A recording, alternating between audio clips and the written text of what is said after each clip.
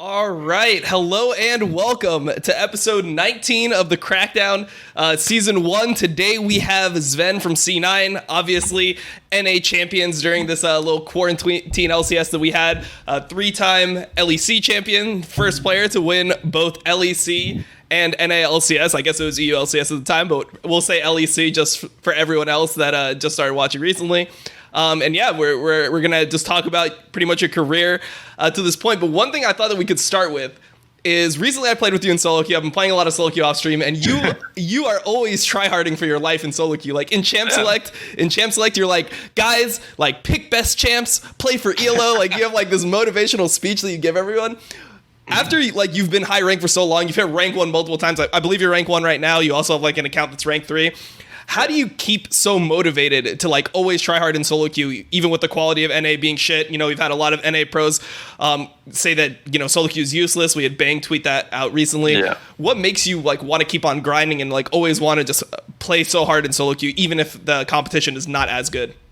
Okay, so first of all, I want to say that I hate when pro players that are part of the problem say it's bad. It's so annoying when you have people like, okay, Bang isn't so bad, but I've seen him troll all games with Cecil with a duo queue and play like random shit and random roles. He plays duo with Huni. He auto-fails every game, plays jungle or top. But Bang is playing top and Huni's playing jungle, right? And it's completely useless. Like, this is just crazy to me, right? But with that said, I do love this game. I do like playing League of Legends in my free time. So even if I wasn't like practicing, I would just play for fun. I do enjoy playing League, and it's my advantage, I guess. But I really think solo queue, you know, even if NA isn't the greatest solo queue compared to Korea or EU, it's still better than nothing. And you got to practice to become better, right? You can play Earths and ARAMs to get mechanical practice, but you can't improve your laning in Earths, right? Or ARAMs, and you can't improve your laning by not playing the game, unless you're watching VODs of other people that play lane. But that's mostly for solo lanes, where it's more about brain and decision making than mechanics, where in ball lane it's more about auto spacing, right-clicking people, and, you know, wave management. And this is something you can learn in solo queue. So I feel like I have to play solo queue to improve, and that's just what it is, right? Do you actually believe that you can improve your mechanics from Earth and ARAMs? Because I've heard people say that before. I thought it was a joke. No, listen, this is something I actually was just talking to him about just before the show went live, because we were talking about like that MSC tournament where all the Asians are playing each other. Dude, I don't know if you know this, but the Shy, famously, the top laner of IG, that's one of the things he always says. He's apparently someone who spams Earth all the time because he just practices like the mechanics of the champions and all the like fucking spell combos and stuff. And listen, at least for him, I mean, the results look pretty fucking awesome. I know everyone's going to say, now he's hinting. So yeah, but in his prime, he was unbelievably good. So my premise I was saying is like, basically it's sort of like the same as when everyone was crying for years, like we need sandbox mode. Like Earth basically is sandbox mode, for fuck's sake. Like if you want to just practice the basics of it, because I would give you this analogy, Dom, right? Steph Curry in the NBA is the best 3-point shooter ever, right? Most people agree with that. He practices more 3-point shots than anyone else in the NBA. By the logic of not needing to practice these tools, he should practice the least. He's already got the mechanic of suit down. He has the best form. He still practices the most. So, listen, I'm not saying do it instead of all solo queue and all scrims, obviously. But I do think, as an aside, like it's not a bad concept. Like every sport, as far as I know, has repetitive exercise. Like you just do hitting practice in tennis, or you just do baseball swings. You don't play a whole fucking baseball game in practice all the time, do you? Yeah. I don't know. I mean, I guess for me, the thing that's always been weird about Earth is I just feel like so much of the game is just knowing like your cooldowns and knowing like how fights are going to extend and being able to like determine like what's a good fight, not based on like how the initial mechanical trade's going to go, just like down the line. It's like, okay, well, if I start the fight now, I use my whole combo on this guy, like how long until it's back up again will I actually be able to like fight if people are rotating, etc. I always felt like for me personally, like I would just lose that. But then again, I play with Zen recently, bro. I'm a Rek'Sai Fiddle 2-trick right now. So, you know, I don't really need the mechanics to play both of those champs. You know, like those are just decision making. And in the case of Fiddle, just ruining the game for everyone. So thanks. Thanks for your service, Tom.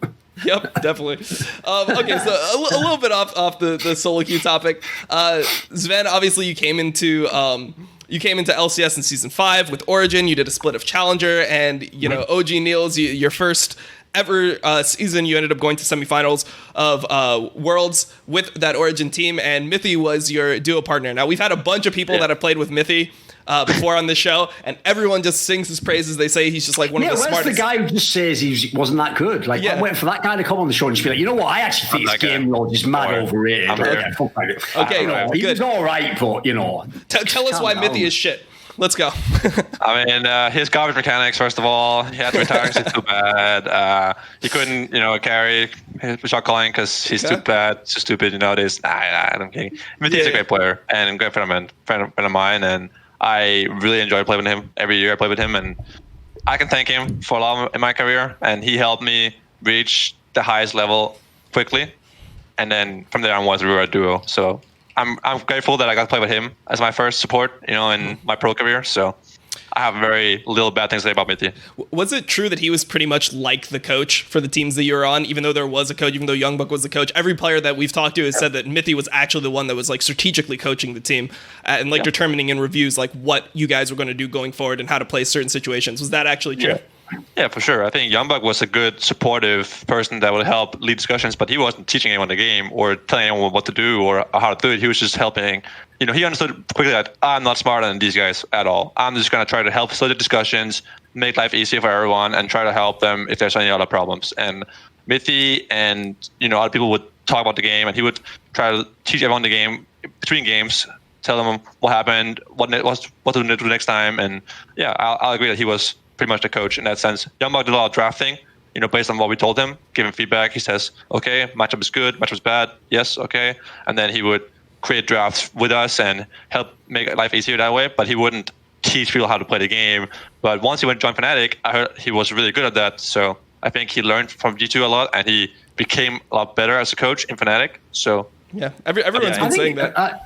I think actually Youngbuck should also get props for that though, because it'll sound counterintuitive to fans, but it's the same as Grabs in G2 now. It actually is a strength of a coach if he knows when to get the fuck out of the way, when to let the person, if it's Perks in this case, or Mithy, when to let that guy essentially address the team. Because sometimes, here's the other thing, even if you were as smart as that player or you knew the same things that player would, the same message from you won't affect those players in the same way. Like sometimes it's actually smart even just to let the guy who's got the captain's voice sort of say that thing. Yeah, dude, I mean, Youngbuck had to work 3 jobs. He was cooking, he was managing, and he was coaching at the same time, right? And he was like, he felt overloaded at this point that he had to do all these things, and I think what he did as a coach was perfect. I think I wouldn't want someone like Grabs to coach Caps and Perks how to play the lanes or what they should do in the mid game, because I'm pretty sure they have a better idea than him, right? So him being like a person that dictates discussions or facilitates it is much better. And Youngbuck did his role pretty well, in my opinion. He helped a lot with draft and did scenarios, and he would spend hours and hours in like a simulation tool just saying, hey, is this good? Asking me, what about this lane versus this lane? Is it fine? Asking people like this for feedback. And I think he was doing great for his experience as a coach, right? Like this was his first time coaching, right? So I think he did great while I was there, and I was happy to have him as coach. So him having to cook and be a manager at the same time until we got a manager in the house was actually a lot of work for him. So I think he did pretty well. This is the thing, like, mate, as much as anyone, like, when everyone says, like, Grabs is the best example, because everyone who's like a hater, who's a Twitter analyst, is going to go, oh, we're going to buy those players. Like, you would sit down with a fucking whiteboard and start trying to teach them how to play the game. And you would take some player who's a genius at the game. Like, I know some of these people would take Caps and they'd start trying to do dumb shit. Like, if you can just not go for these players where you died here, not knowing like the same player that you Son would be the one that like win you the fucking world championship off, like some coaches would do that for real. Yeah. I guarantee. No, one of the things that I think is really good about Grabs is when I had him on one of my co-streams and we were watching LPL, and one of the things that he cited that he does a lot is teaching players, like reminding players what they already know. So not necessarily teaching them new concepts, but being able to like take from players like, hey, this is like what I've learned from you guys. And then like when they're in when they're in the heat of the moment and they're hyper focused on one thing, be able to like reintroduce the concepts that they already know and remind them of like, hey, you guys got to be considering this. Like you're losing out on like this part of your gameplay when you're making like these complicated plans. You're not like doing the steps in the correct order. Like you guys know how to do this. And just reminding players like that, I think is really good for players that are competing at the highest level, because it's hard to keep your mind present at all different things. You kind of get focused on like minor details and you can lose track of the big picture. So I think that Grabs is really good at that. And that's like one thing that I think that more coaches could be great at. Now, one thing that I wanted to go to here is Rupert, obviously, because that's now your coach in C9. And he's had a very like different, at least the community thinks that it's very different how he coaches teams compared to like how you're describing Youngbuck as coaching teams or Grabs coaching his team. Is Reaper more hands-on? Is he more telling you what to do in the game specifically? Is he more like getting into the plans, or is he kind of getting out of the way of the players and letting you guys make your own decisions? Not at all. Yeah, when we play a game, like we're scrimming right now, right? Like last 5 days or so. And when we play a game, and the review starts, he isn't telling everyone like what they did wrong, what to do next time. This is too bad. He's just letting the players do their thing, and then when there's ever a dull moment or silence, he will step in and say something. Or if there's something going on that's not illegal, so to speak, like a top laner is griefing when we do Drake once again, or Firefish is going too far once again, or something, a mistake that's happening over and over again is happening again, he will be like, hey, why is this happening? Are you trolling? Are you not taking this seriously? What's going on? You know, he will talk to them one-on-one if he has to. He will step in and do something. But for the most part, he lets the team discuss the game, and he lets me speak if I want to speak, and he lets the players go over what happened, and he will give his input on everything if he wants to feels like he has to.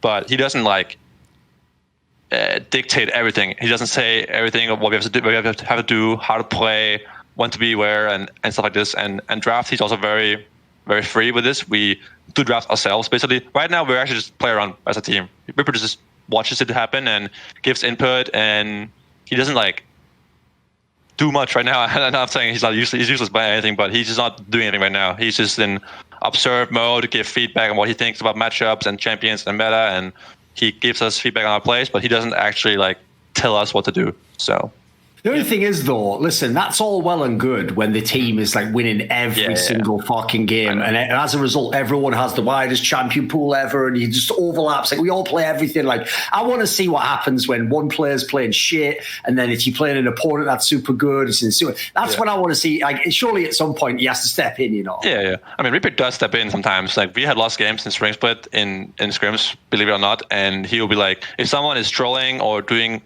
a mistake over and over again, he will talk to them one-on-one like, yo, Zven, you died here in this moment so many times this week. What's going on? Are you like inting on purpose, or are you frustrated about something? Are you inting on purpose? Okay. I mean, he'll say that sometimes, you know, to ask like what's going on, and he will be like, what's the reason behind this? He'll find the root of the problem, right? And he will figure out what's going wrong. And if someone is making mistakes over and over again, he will call them out in front of everyone and make sure that they know their mistakes, so they can work on it, and then ask them for the thought process, and we'll find a way to move on. And I think he does well in that sense. And he also, like, I think a coach telling players what they don't want to hear is a good thing sometimes, and it makes the player, that pushes the player to improve, right?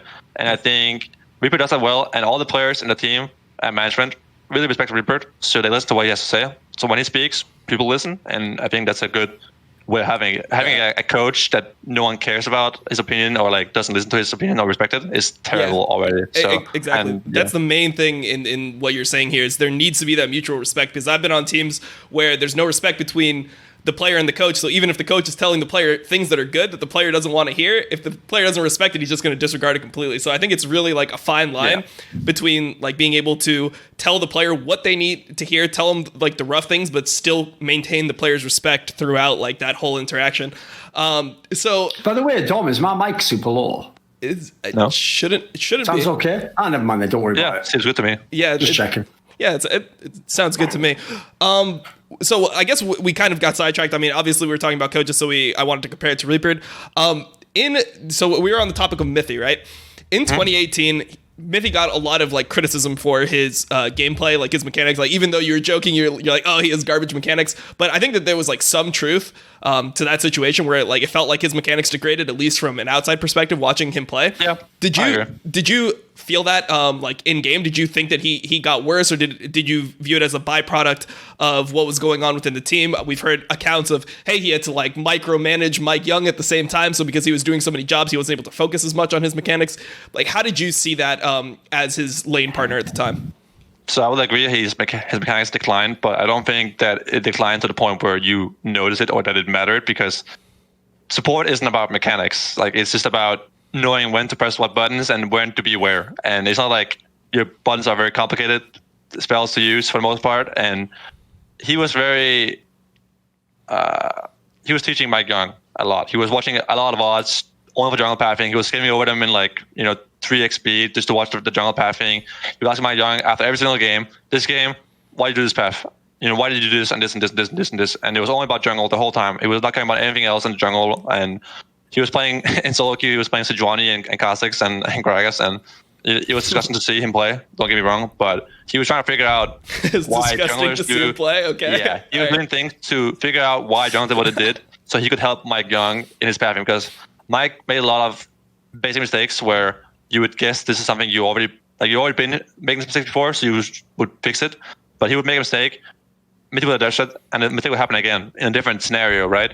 And he was just spending a lot of time with Mike trying to figure out how to play the game. And Mike was a very solo queue focused jungler. He didn't know how to use his wards, when to use them, where to put them, and where to start based on what. And he just lacked a lot of competitive jungling brain, I guess. And he would just play based on instinct. These are his words. He would just be like, Mithy would ask him, why do you do this? And he's like, I don't know, I just felt like it. Or it felt good. Or it felt like the right thing to do. Or there's no thought. There's no thought behind his actions. I'm sure just an animal reacting to external stimuli. I'm sure there's a thought process behind everything he does, and I'm not saying he's a bad player. I'm just saying that he wouldn't think that much. He would just be like, "Yeah, I felt like it," or "It looked good," or "It was instinct," And Mithy's the opposite of that. He's like always think, always correct macro play, always well thought out plans, low risk, low reward, or like. He was like a slave of the Korean meta, right? That was winning everything until that point, right?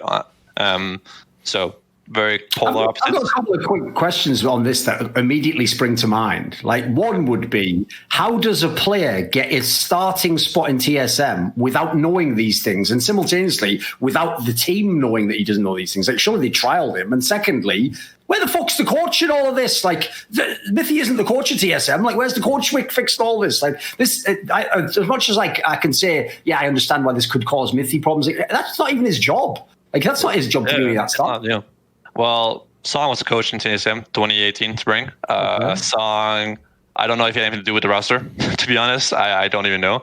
When I joined TSM, I asked TSM why we didn't want Xmithy, because I thought he was better. He's more experienced. He's an NA player as well. So it was like basically him or Mike Young at that point, right? And they said Xmithy doesn't play enough solo queue. They're afraid he's going to retire at some point. They're afraid he's going to get complacent and doesn't care about his mechanics and doesn't care about practicing and some other stuff. And they said Mike Young is this new guy, looked pretty good on P1. Yes. Yeah, I was about to say FPX. And yeah, he was good on P1 and they thought he has good mechanics. He's young, has a nice attitude, and he works hard, and he tries really hard, and he really wants this badly. And Bjergsen do a queue with him, I think, and he felt like he was a good fit for the team. So I said, okay, I mean, I trust Bjergsen, right? I haven't worked with Bjergsen ever, but he seems like a smart guy, and he's professional. At the time, I was thinking that. And then I said, yeah, okay, I believe you. And then we went for it.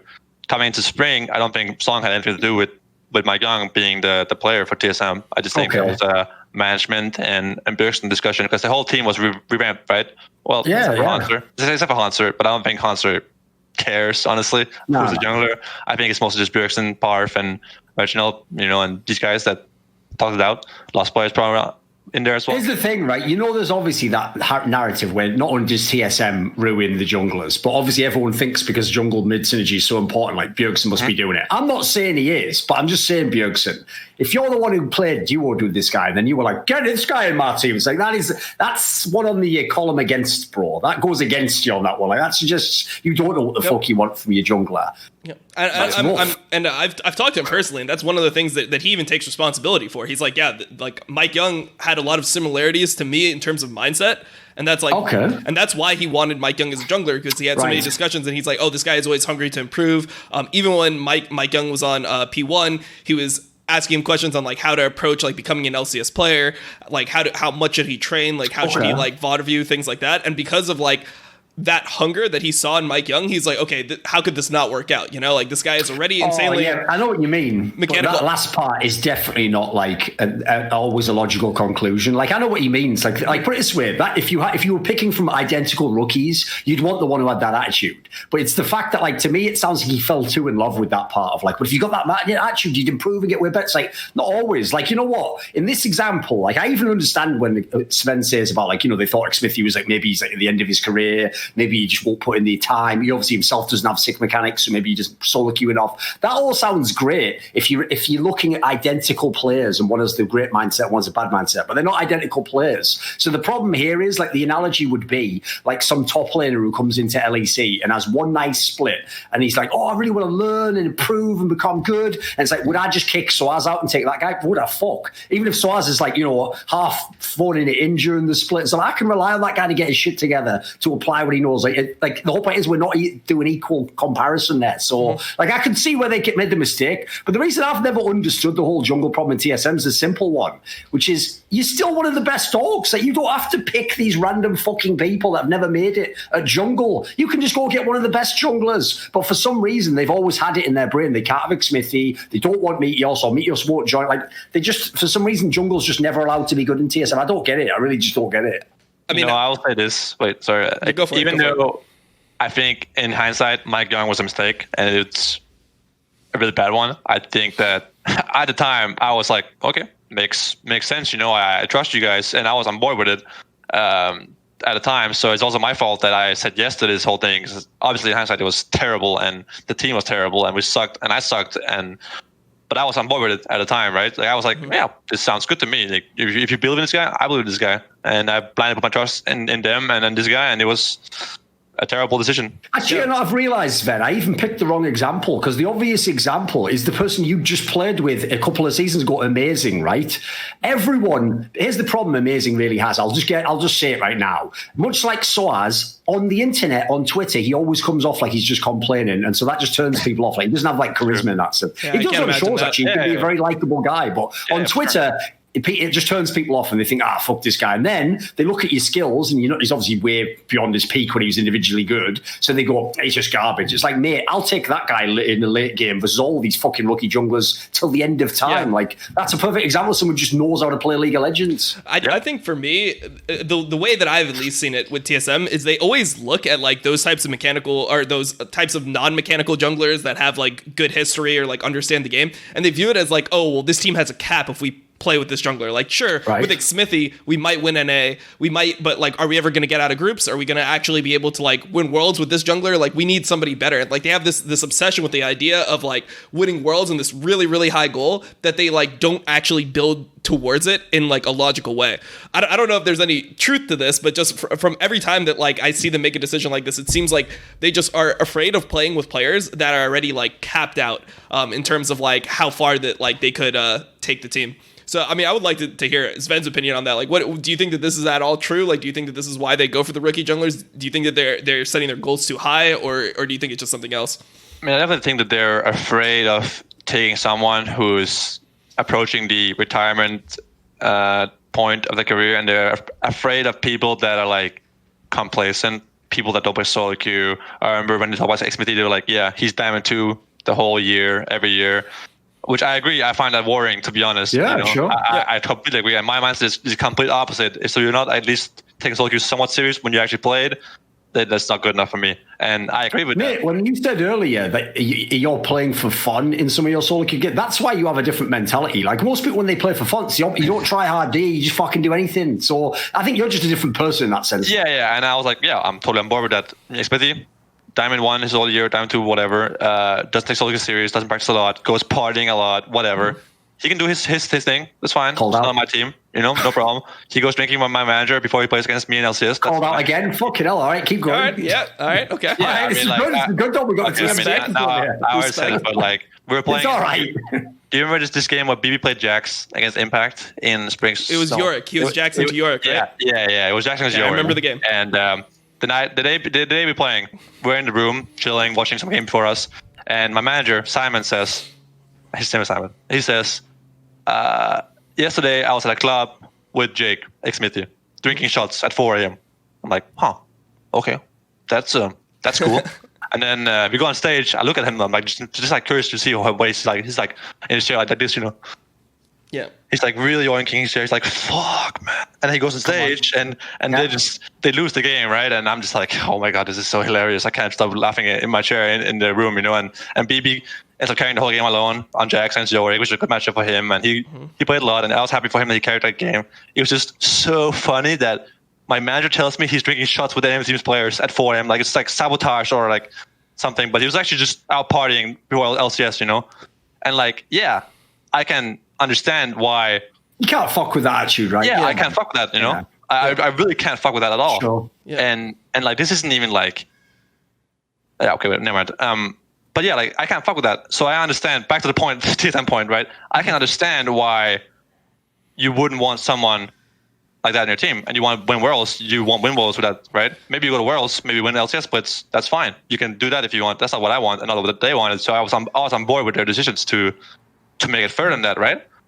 So yeah, I agree. Get a rookie jungler, but I think there's a difference between a rookie jungler and an experienced player that's like at the point of that at that point in his career, right? You can get someone that is in between that and has a lot of room to get a lot better. Like still. Acadian, right? Like Acadian would be somebody who would be in between. Example, yeah. I think Acadian is too early on his career still. Where he's what about like Santorin? Too early, man. The guy's been a pro for 4 years. Like no. Okay, so I will say it seriously. Santorin, fine example. Bladderfish, fine example. I was initially against Bladderfish because I thought after 2 years of junglers that are inexperienced, have no playoff experience, no world experience, I thought, fuck this guy. Not a guy who's played 2 games of Worlds or whatever and has limited playoff experience, whatever. Just get Svenskeren. They all told me, no, fuck this. I was like, fuck, not this shit again. I was like, fuck, man. But then, Bayer proved me wrong. He really did. He's the best jungler in LCS, and it's not even close. It's really by far in this one. He's so much better than everyone else in the jungle. His team understands him, plays around him, and he carries a lot of games. But initially, I was against it too. But I understand now that having some experience, he's been to Worlds with C9, has watched a lot of games, has played some games in scrims, played some games on stage. Boot camp, is that right? Yeah, of course. Yeah, boot camp multiple times, and he has experience enough while still being hungry and motivated to improve. So, he has a good mix of hunger, mechanics, will to improve, and he really wants to become better every day, right? While not being so experienced that he's like going towards his retirement, his complacent years. He's not jaded, etc. Yeah, sure. He's not getting complacent yet. Yeah. So I like that combination. And that's the same thing for everyone in my team, actually, now that you mention it, because like everyone on my team is like, they have experience, all been to Worlds at least once, some further than others, like Lego's been to semifinals, right? And so have I. And you're a pretty hungry team generally, yeah. Of yeah, course. so I said that when I joined the team that I really like this part of a teammate. Right now, I play solo queue every day with Vulcan. Literally every day. We just play scrims, then we eat food, we take a little bit of break, and then it's like, you want to play? Yeah, let's go. We play solo queue. But like, this didn't happen to me in other teams. And I'm just like, this is so cool. I really appreciate this. And I look my side, I see Niski and Blabber playing solo queue every day too. I'm like, oh, this is fucking cool. Eric plays a lot of 1v1s, which are our top laner, Fudge, Academy top laner. And that's like a good top lane thing. He plays a lot of random shit on his Smurf accounts in Diamond and Grandmasters, but he plays the game still. And in scrims, he plays well too. So I'm like, okay with this. And Soas was the same thing. Soas would like not play out solo queue, but he would still perform on stage and in scrims. So I didn't say anything to his ethics or his approach to the game, right? Because if you perform, just do your thing. I'm not going to interrupt your thing. I'm going to play solo queue all day. You don't? That's fine. You still perform on stage, so just do you. And yeah, now that I'm more experienced, I have my preference of player and how people do things. But if you can perform in scrims and on stage, then I'm not going to complain about how you do you, right? So sure. The only thing is, though, I will say, even though I agree, like actually when I think back now of some of the weird moves that TSM's made over the years, actually that makes a lot of sense if that was the criteria they were using. The only thing is, though, it does mean that like makes it hella ironic that they've just recruited Doublelift again, a guy who literally spent the last 3 years mailing in every spring split, didn't even fucking play in one like 4 years ago or something, and then also like solo queues only when he feels like it, even though he's like one of the biggest streamers in the world. So essentially that's like someone saying, every time you play a game of solo queue, I'll give you this big sack of gold. And he's like, don't really feel like it right now, but maybe tomorrow. It's like, at that point in time, like that goes against everything their ethic speaks about. Like, I will say that's someone who, he's got the skills, obviously, but he hasn't got any of the work ethic they want. Yeah, I will say on that note that you have to remember that TSM is a North American organization playing in the LCS. So you do need North American players. Sure. Or at least residents, right? And since it's getting harder to get residents now, having a player like Bjergsen is a huge advantage because he's a resident player, also really good. Santorins. So people like that is really important. And Doublelift is by far one of the best American players, right? Sure. So you have to have people like him. And also I think he's really good, besides the fact that he's a North American, right? So he is worth the spot because I need to have people like him in a team. And I told Parf, like, I think the best recipe for you as a team will be to get Doublelift back and get Bjergsen and try to get an import jungler if you want to succeed, because there are not many good junglers in NA that are NA residents. And so having Doublelift to open up an import slot in the jungle role will be the best recipe for his team. I told him this a long time ago when I wanted to leave in 2018, after 2018 was over. And I said, yeah, Doublelift is good. He's really good. He's at least the second best AD right now, at least. Maybe not the best, you never know. We'll see in Summer Split, right?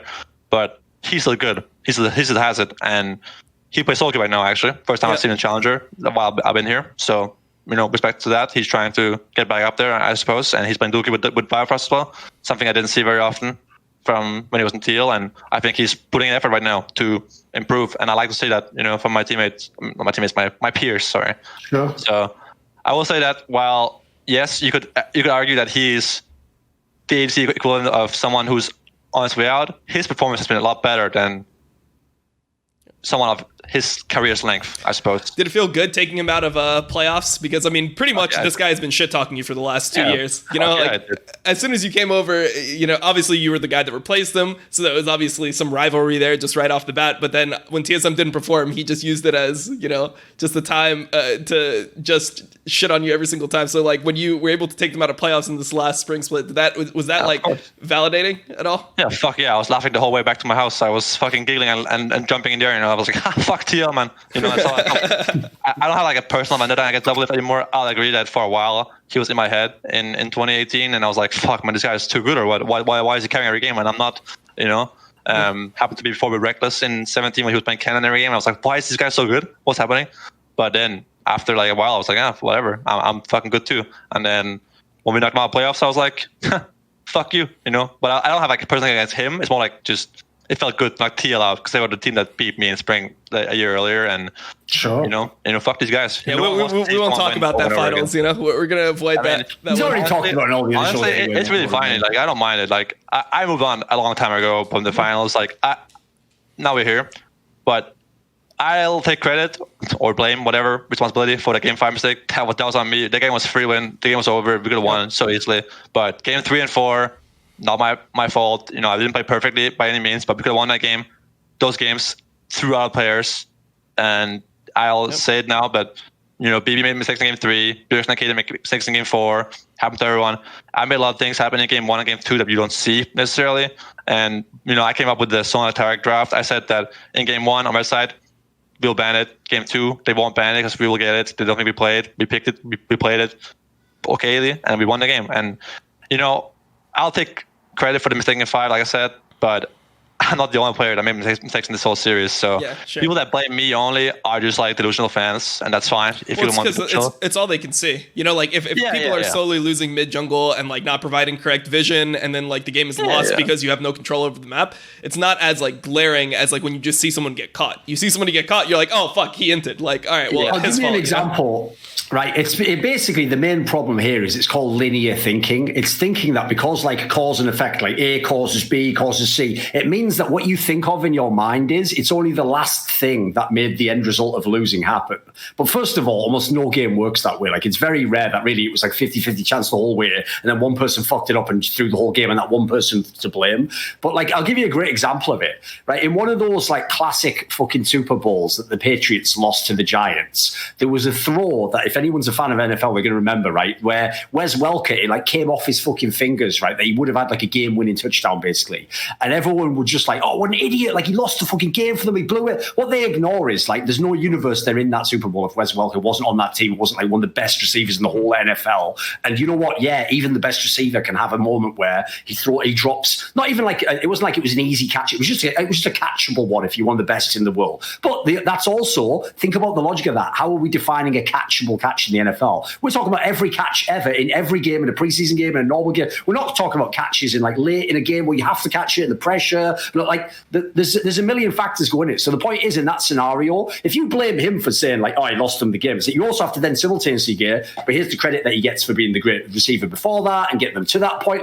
That's the one thing they don't do, because what people forget actually about that split in TSM is Zven was obviously having his problems with the Mithy lineup, and he wasn't that great in the split, but in the playoffs actually he was having a pretty good playoffs. He was kind of having a renaissance of form. So everyone forgets this. TSM wasn't supposed to be in the finals. They were supposed to lose to Cloud9, get swept out of the fucking semis. And that, by the way, for their lineup would have been all right. That would have been all right. We lost to C9, they're the second best team. Actually, to even make it to being at championship point was something of an overperformance. I kind of agree with Path on that. I do think that that was they hit a heater and they did awesome. So like Sven says here, yeah, you can give him the blame for that moment. He obviously did do it. He did fucking in that moment. But you have to then give him the credit for all the shit he did before that. You can't just forget about that. Yeah. Was there ever a moment where, like, in 2019, like summer, etc., like you felt like you just weren't good anymore, like you had like peaked or anything? Like, did you ever have those doubts? Yeah, individually for you. I will admit that at some point I was like, Jesus fucking Christ, what's happening? Why am I losing to these like actual bad people? Like they're just bad players I'm playing against, and I'm losing to like random teams in LCS that are like, I would stomp these guys a couple years ago. I'll make fun of them on stage, right? And I was like, do I just not have it anymore? Like, is it actually me that's the problem, not my teammates, or like not my coaching, or not my whatever, right? I was like, is it actually me that's the core issue of my team and what's going on? But no, I wasn't seriously thinking about hanging up the mouse and keyboard at any point. I was sure that I still have it, and I felt like I only improved the whole time I got here, and just something else went wrong. And now that I'm a C9, I have so much confidence again, and I feel so great playing. But yeah, there was a moment where I was actually in doubt of how good I was, but now I'm not in doubt anymore. No, sorry. Do you have a follow-up? Well, I just wanted to say, like, what do you think was like the reason why you looked so much different? Because something that I always thought about you as a player was you were somebody that was like really consistent in the late game. Like you would always position well, you'd never get caught. Like when I thought about you in the G2 lineups, etc., you were just like a very like consistently good player in terms of like positioning as an AD carry. And in 2019, there was so many fights where I just felt like you would just die first. It would just be like, oh, like he's just getting engaged on and dying. Do you think was it like team setups? Was it because your team was not able to like communicate, flank angles or like help protect you? Or like did you feel like you just were like bad about reading certain situations? Like why do you think that you had this quality where like now when we watch you play, you never die first almost, right? Like very rarely do you ever die first in a team fight and it's just like, oh, the AD's dead, like you just lose the team fight. I think it's really like, it sounds harsh or whatever, but really C9 is a good team. Mm-hmm. And TSM in these years where I was on the team was not. And C9 understands my role really well, how to play around it, what to do with it. If I say something about my role in reviews about what I want, it happens the next time, hands down. My support goes fucking in, my jungle goes fucking in, top goes in, everyone understands when to peel, when to engage, when to disengage, when to do what, and I think they're just a lot better at playing on the AD carry. And if I demand something, they give it to me. If not, they will carry me with their carries if they have to. I think they're just a much better team, and they understand my role so much better. And I feel like in C9, if I say something about my role or my lane status or a timer I have to do dragon or something, it happens every time. I'm like, oh, what the fuck? This is so easy. And ADC role is a role played by your teammates sometimes. Like the marksmen aren't weak carry champions. They're just weak the role because so many other people have so much more influence over the game than you do. But sometimes you literally need people to peel for you in a team fight, otherwise you just cannot win with certain champions. In TSM, we had no idea how to play it through our bot lane. Even if I would say something, it felt like it would never really happen. And we had a lot of issues with the jungle, 2 lanes. Like, so the moving pieces are the jungle, support, and the mid laners. They have the most agency to do stuff in the game, right? They can move from their lanes. AD carries are kind of hard to like bot to farm minions, and top laners have TP. They're players. If not no TP, they're just not players. They're just AFK top, right? So the moving pieces have to have synergy together and figure out how to play the game. In TSM, when you have 3 junglers in one split, the support and the mid laner that are still there are obviously going to have issues communicating with each other properly compared to teams that don't have that problem, right? So that makes the game hard to play because there's no vision where there's supposed to be vision. There's no real communication between people, and they don't understand what they're saying to each other. Like nowadays, I can tell Blabber 2 words, and he will know that those 2 words mean a whole paragraph because I've been there before. I've told him these exact words before, and he knows that means blah, blah, blah, blah. So we can do Drake now, right? I can tell him like, at first I'll tell him like, hey, I have a BF sword, they have Doran's Blade, Dragon is free, they have the base here, I'll push the wave and we can do Drake. Now I say 1 word that means that, and he's like, okay, I'll do it after Grump. Easy, right? But whereas in TSM, we'd have to do the whole 2 sentences, paragraphs every time because now I'm playing with Greek, now it's Acadian, oh, now it's Pika too, and that makes it harder to communicate quickly, and then you can talk about something else that actually matters like in the game instead of just being like, Drake is free. Okay. Basically, like obviously the term people use is shorthand is the term in English because it's like there's a type of like notation that secretaries used to use where you write something small that means something big. Basically, I always say it like this, like an assumption a lot of fans make that is really wrong actually about professional communication in most sports I've seen is they think good communication is that you're all just saying everything your mind's thinking and you're all just hearing all the info. No, that's like a team that's bad. That's a team where that's like the scaffolding you're having to use to make this team even vaguely fit together. In an ideal real world, you just get to know what those guys mean when they say something simple, so that it's inferred from like a very simple, it might just be a one little phrase. And as a result, that's why you playing together for so many years is like the most OP shit if you can keep that squad together and everyone's good still. Yeah. I think that Go for it. in C9, the team plays around ball a lot. Even when Sticky was playing, they were playing around him a lot as well, where they were. And Sticky was very easy to play. He wanted to play losing lanes that scale. He wanted to play kha'zix in bad matchups. He wanted to play Ezreal and stuff, and he was fine with that. I'm not fine with that, so my team plays more around me winning. Whereas with him, they play around him losing and then scaling, right? But C9 understands how my role works really well. They really know how to make my role useful, even if I'm winning or losing. If I'm winning, they make me win harder. If I'm losing, they make me lose less, right? And Top understands weak side really well. Surely in scrims, he trolls a lot of the time. He just dies on purpose, scrims to punish me or whatever. But in stage, he does really well on these kind of champions. And I really appreciate that so much. You can't understand how good, like playing weak side and not inting and not dying a lot and having good CS is like a really good skill for top laners. It's a really undervalued skill in the pro community, but he's good at that. Niski is a very sacrificial player that helps me if I need it, and he will give up 10 CS to roam bot and get a kill or something. And Blabber just understands what I tell him. I tell him like, this is how my lane works at this level, blah blah blah blah. He's like, okay, and it just clicks. He just knows, and then he tells me his path and his plan, and yeah, it just feels like my team understands my role really well. Whereas in TSM, I was often felt like I was disconnected in a way. I was like left alone in sometimes, and we played through other people, which is fine because we didn't know how to play through ball line, and it just felt hard. I think we didn't play as well weak side on top lane in TSM, and we didn't carry as hard through ball lane. I don't know why. It just didn't click at all. Yeah. The jungler situation was bad as well. One thing I want to ask about is, right, so as well as the whole, like, somehow the junglers just never work out in TSM, the other big one, but it's not as famous, is that all these guys who are the super support shot callers come to TSM. You had Yellow Star, Mithy, even people forget Smoothie's whole thing was that he was a fucking shot caller. All these guys come, right, and the one thing that Net seems to implement is the shot calling. Now, listen, people said in theory that Yellow Star even told them, like, I don't want to be a shot caller, so maybe we can exclude that. But even so, like, the idea that he wouldn't want to be, that sounds to me like he maybe played some scrims and was like, fuck this. But Mithy, like, mate, every team Mithy was in was full. Even this last Origin team was still fucking good at that angle. Like, they always had good shot calling.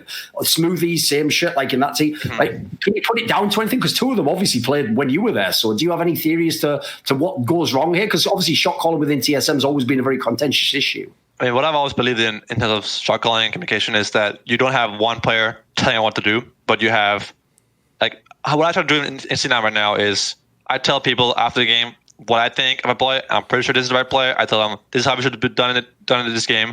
And next time, I don't want to tell you what to do. I just want to tell you now, and then next time you can remember this play. And when I say these words, you'll know what that means, right? You'll know your role in this call that I make, so that I don't tell you what to do. It's like micro you, essentially.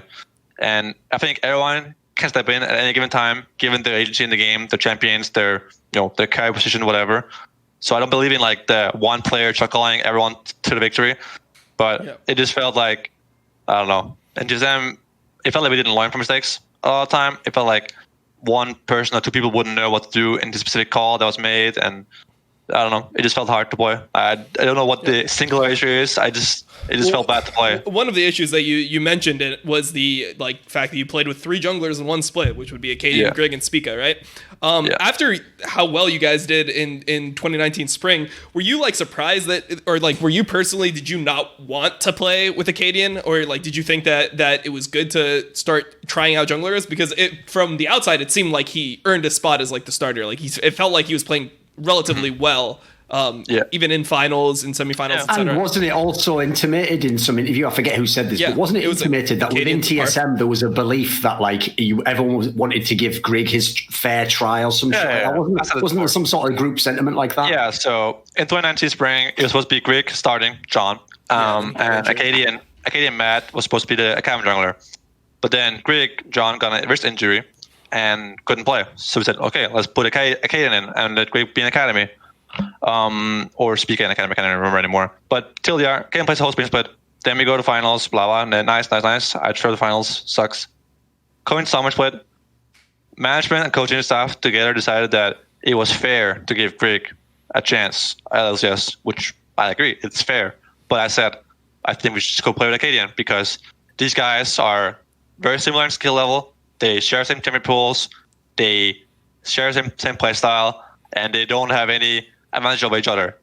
Mechanics are equal, experience kind of equal, but now Acadian's played a finals before. Greg did not play a finals before, so there's no There's also like there's the really? Momentum that you get from you're winning. I'm sure that his confidence was really high, and when you're coming off an injury, there must be some level of being unsure. And that whole thing of if it ain't broke, don't fix it. Yeah. But you can continue with your point. Eventually, we also had 5 months synergy, and I felt like changing on now was pointless because that's what you use Spring Split for. You use Spring Split to change junglers or figure out who's better, give him a fair chance to fight for the spot. And Summer, you just go with it. Even if he's not better, surely the 5 months of synergy is better than the slight difference in mechanics or whatever. So I felt like just play with Acadian. But they insisted, so I said, okay, but then find out quickly before we play, stage games or before we go play real games, aka playoffs, so we can figure out who's better and then go with it, right? Because Summer isn't that split to experiment. But we used 3 weeks before or 2 weeks before split started to prepare, sharing time, 3 games each, 1 block each. And then we played, I think it was 5 weeks until Rift Rivals in summer 2019 started. And then they both played games during Rift Rivals against the European teams. And then after Rift Rivals, coaching staff decided themselves who played, and they decided to go with Acadian, I believe. Yeah, Acadian. And I would have preferred to just have one jungler in summer start alone. But once you decide that it's fair to have Greg get a chance, which it is, you just decide after 2 weeks or 3 weeks. Just decide quickly who plays. Don't wait 5 weeks and Rift Rivals to decide because it's too much time wasted on. Think about it this way. Every single game that Greg played in Summer Split, Scrims, and LCS was a waste because he didn't play LCS in the end, right, afterwards. So we just wasted 5 weeks of LCS games and Scrims, 3 games per day. Everyone that's efficient, because no one's getting a full-time scrim. Right? Yeah, 3 games per day, sometimes 5 games per day with second blocks, and just a lot of time wasted playing with him. And I like Greg. I want him to play, right? I liked him as a friend, and I thought it was fair too, but it just sucks that you had an injury at the worst time possible in your career, right? So just go with Acadian. We had a good run in spring and just hope for the best in summer. I didn't have any personal vendetta against Acadian at all. I never have had a personal problem with a player to the point where I said, I can't play with this guy. It's just not possible. I just hate him so much. Never happened to me.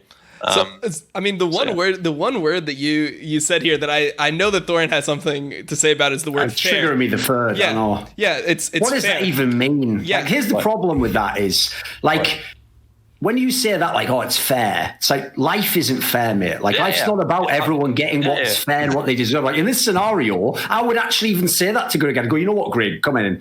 It's really unfair, right? Because we promised you a starting spot, but you couldn't play in spring. And, you'd think probably now you'd get a chance. But you know what? The other guy made it to the final, almost won the LCS, mate. So that's not fair to him as well. So you know what? In this scenario, we can't be fair to either of you. So I'm afraid we're going to stick with him.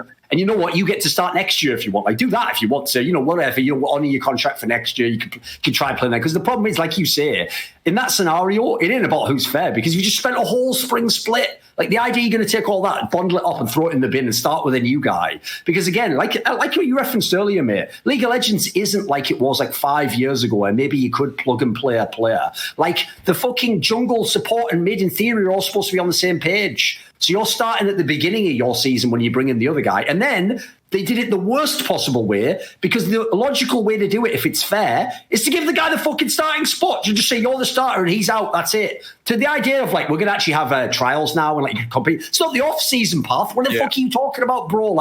You're going to make 3 people because in the end, the Spicker guy was the most unfair the way it treated him. He came in just for the playoffs, looked shit, and now nobody... he's actually got a starting spot now, so I guess it worked out in a weird way, but that could have ruined that guy's career forever. That's the sort of shit that makes people never get a chance. That Kira guy who's actually has some skills in you. Because he got on the Misfits team for half the split, he looks like an idiot. He'll never get to play at LEC again, probably. So, the idea of fair there is that's one of those words that just shouldn't be in a professional sports setting, in my opinion. Sports is about winning. If people don't know, a very quick example would be the Philadelphia Eagles had the same thing happen to them a few years ago, right? They had a superstar, fucking top draft pick, amazing quarterback who got critically injured, and they had to use their backup. And their backup was a guy who had had like all right skills. He was a bit streaky, and he had a miracle run. And he won the fucking Super Bowl. But here's the thing: the Philadelphia Eagles were smart enough to not go like in that scenario. What's different about that and the Acadian one is they didn't stay with the guy who had the run, right? Because the other guy had way more potential. The problem with this one is Acadian and Greg is like. That might as well be either side of a fucking coin. There's not that big a difference. Like Grig's not I've never understood why they were so invested in Grig in that sense. Like he was never going to be like the best jungler in all the fucking NA. He's just like a decent jungler. Like that's why I don't get the importance of it. I get it if he was like some insane talent and he's coming back. Yeah, maybe I'd upgrade him because I'd say, well, who cares about LTS? I'm trying to win worlds. You're not going to win worlds with Grig. Yeah, for a European example, it would be like if you had like Inspired and Shadow on your team, where it's like, oh, we have both like two similarly talented like mechanical junglers, and you just have one of them play and pop off, and it's like, okay, dude, just go with whoever's popping off. The question I wanted to ask to you, Zven, was like, did you feel like it was just fucking doomed when it ended up being Spica playing like week 9? Like you actually felt like there was still a chance really to make the more? best choice at that point? So first of all, I'll say that I didn't want to change junglers coming to Summer Split, but I was actually on board with the decision to get Spica on at the end of Summer Split towards Gauntlet. I actually wasn't bored with that. I thought it was actually a good idea. No joke. I actually thought that was, possibly the right move. We gave Spica a couple of scrims. I said, actually looks pretty good for us, right? But I didn't want to change Acadian for Greg in start of summer. I thought they were, completely the same. The analogy I used was Ambition and Haro are different players. One has Camille Jungle Ezreal. One guy is Gragas, Sejuani, and Jarvan, right? Yep. Different players. Makes sense to have 6-man roster. Greg, Acadian, same champion pools, same mechanics, same experience, same playstyle. Prefer to farm a lot. So same. So just choose one. In this case, Acadian went to finals, so choose Acadian. But towards the end of the split, we had a lot of issues. Just a lot of them. And one night, I'm playing solo queue, like 1 a.m. Parv asked me if I want to go watch 7-Eleven. I'm like, yeah, sure, whatever. He asked me about the team, about jungle situation. He says that they've been talking, coaching staff and management about maybe trying out Spica just for a couple of days, see what happens. And they said that they just want to hear what I think about it. I'm like, yeah, I mean, scrims are going terribly at this point. Like really, really terribly. We're getting shit on by bad teams, and it doesn't look like we're going to win Gauntlet right now with how it looks. So I said, okay, I'm not against it necessarily this time. And, I give you my blessing or whatever to try it out one day. And Spica played really well in scrims. He played really, really, really well first 3 days of scrims. And I felt like, this guy's pretty good, actually. He has good comms. He's very decisive, engages when he has to. And I was like, this is actually working out pretty well. So I said, okay, let's try it. So and we did. So and it failed. One thing that we've kind of glossed over during this whole time is like, where was the coach? So Zix was supposed to be the coach of your team. He's invisible in the story, isn't he? What happened? So, what happened to this guy? Because he was supposed to be a really good coach for your team. I mean, obviously he's won championships with CLG. He was known to like always elevate the level of like both of the times where CLG won, they weren't supposed to win, and he got a lot of credit for being able to develop talents, at least from like the strategical standpoint. So what happened to this guy? He just disappeared from everyone's perspective, and by the end of 2019, by the end of your tenure, it looked like Peter was coaching the team instead of Zix. So yeah, I just want to know like the story there. Yeah, so Tony, Zix, coaches the whole team, spring split, the whole split alone, and then most of summer he coaches, and at some point, I can't remember like the exact week or whenever it happened, Peter Sang steps in to help with jungle coaching specifically, and he's like, at some point becomes the head coach, where Tony takes a step back after we lose. It's like, whenever you lose a lot of games in TSM, something changes internally. So this time, Zix steps down, and Peter Sang steps up to become head coach or whatever. And he's like the one going over the review, and he was supposed to help the junglers with their early game pathing and their rounds, as it's called, by him, and it helped. I think they respected him. They really listened to him a lot in jungling, and it helped for a while. But then he was head coach, and Tony was more of a just second coach, I guess, or whatever. And he was just giving opinion about strategic stuff on the side. Lost Boy is a ball lane coach mostly, just watches lane phase, helps the support player with stuff. So he's not really in this picture here. And then Peter Sang was the coach for a while, and towards the end, there was a brief time where we had Lost Boy kind of coaching for a little bit too, which was weird as fuck, but he was. And then at some point it was just like a mix. We didn't have it was all the time Peter Sang as a head coach after Tony stepped down, but it was just a little bit of a clusterfuck, I guess, in a sense. But it was a bit of a mess in the summer split, and then I mean, we saw the same thing happen this split. Like at some point, it was just like Peter Sang and Tony together coaching, I guess. And put it this way, the obvious question here, Sven, if anyone knows, like, you don't even have to know behind the scenes. If you've just watched all those TSM reality series, I always have a joke I used to say on Listen Local, right? That when those shows for me are like watching like Seinfeld, right? Because on Seinfeld, one of the best characters is the character called Kramer, right? Who's just this wacky guy who just bursts in the room and starts doing all crazy shit that changes the whole dynamic, right? So the joke is, my favorite character on those reality series for TSM Reggie, because I'm just waiting for when he's just going to bust in the door and just fucking tear the whole thing up. And the whole thing is, it's a real thing. Like you say, it's not like he does it indiscriminately. As soon as the team starts losing, and in his mind it's reached like DEFCON 1, he's going to come in and he's going to fucking change some shit up because he thinks that's what turns it around. Yeah. So when a team does really badly for like a while, he watches scrims online and he watches the games on stage, of course, and then you do badly for a while, he comes in and he coaches the team. So he has a lot of good things to say at first, and he's very adamant about his points. He's very decisive about what he thinks, and he really believes in what he says, and he doesn't back down from his points usually. But he brings this like boss vibe, right? When he comes into the room, there's like boss music playing, right?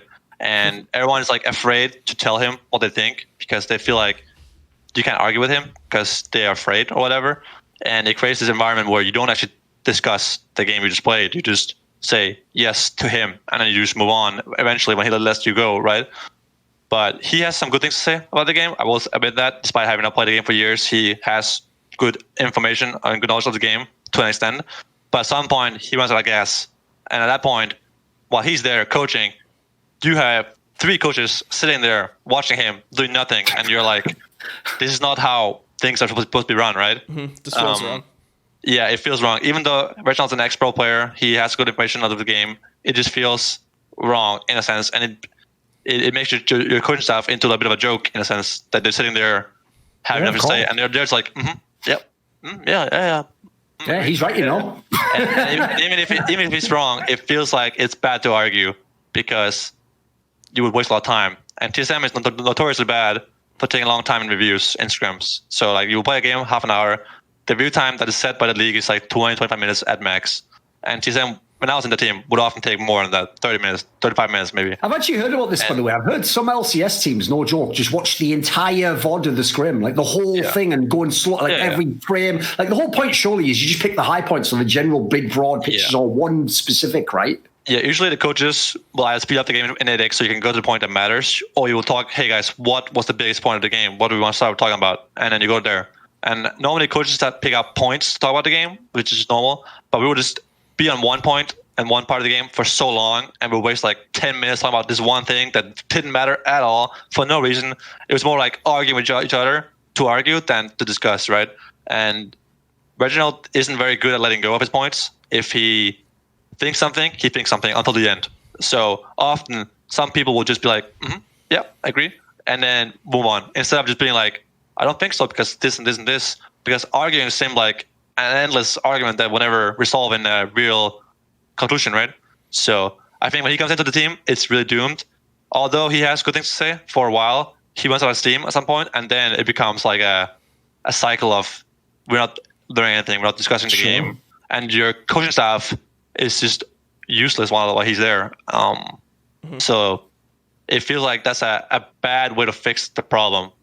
Here's the sad thing about that as well, right? Is I agree with the first part of what you were saying as well, by the way, that there's obviously like there is good that comes from it. Like, for example, if shit's gone completely, if shit's hit the fan, having like a strong voice that comes in that everyone has to respect, that listen, like the thing is, I could even see how he could use that in like an effective way. Like the way to use that really would be occasionally give your thoughts, but mainly just be in the room to check that the vibe's right. And then every now and then you could use your authority to back up one of your coaches. Like if a player player's just like arguing with the coach in a way where it's just not productive or whatever, you'd be like, can you just please listen to what your coach is saying on this one? He's trying to help you here. Like, he's not arguing with you to win a point. You know, you could use the authority in that way, because one thing I've noticed from seeing so much of this like behind the scenes footage of Reginald, and even just a little bit knowing him as a little bit as a person, is another problem he would have in that scenario if he's the boss arguing with you is the way he argues with you is like so emotionally tainted that you can't argue back with him, because it'll become like not like a fight, but it'll become like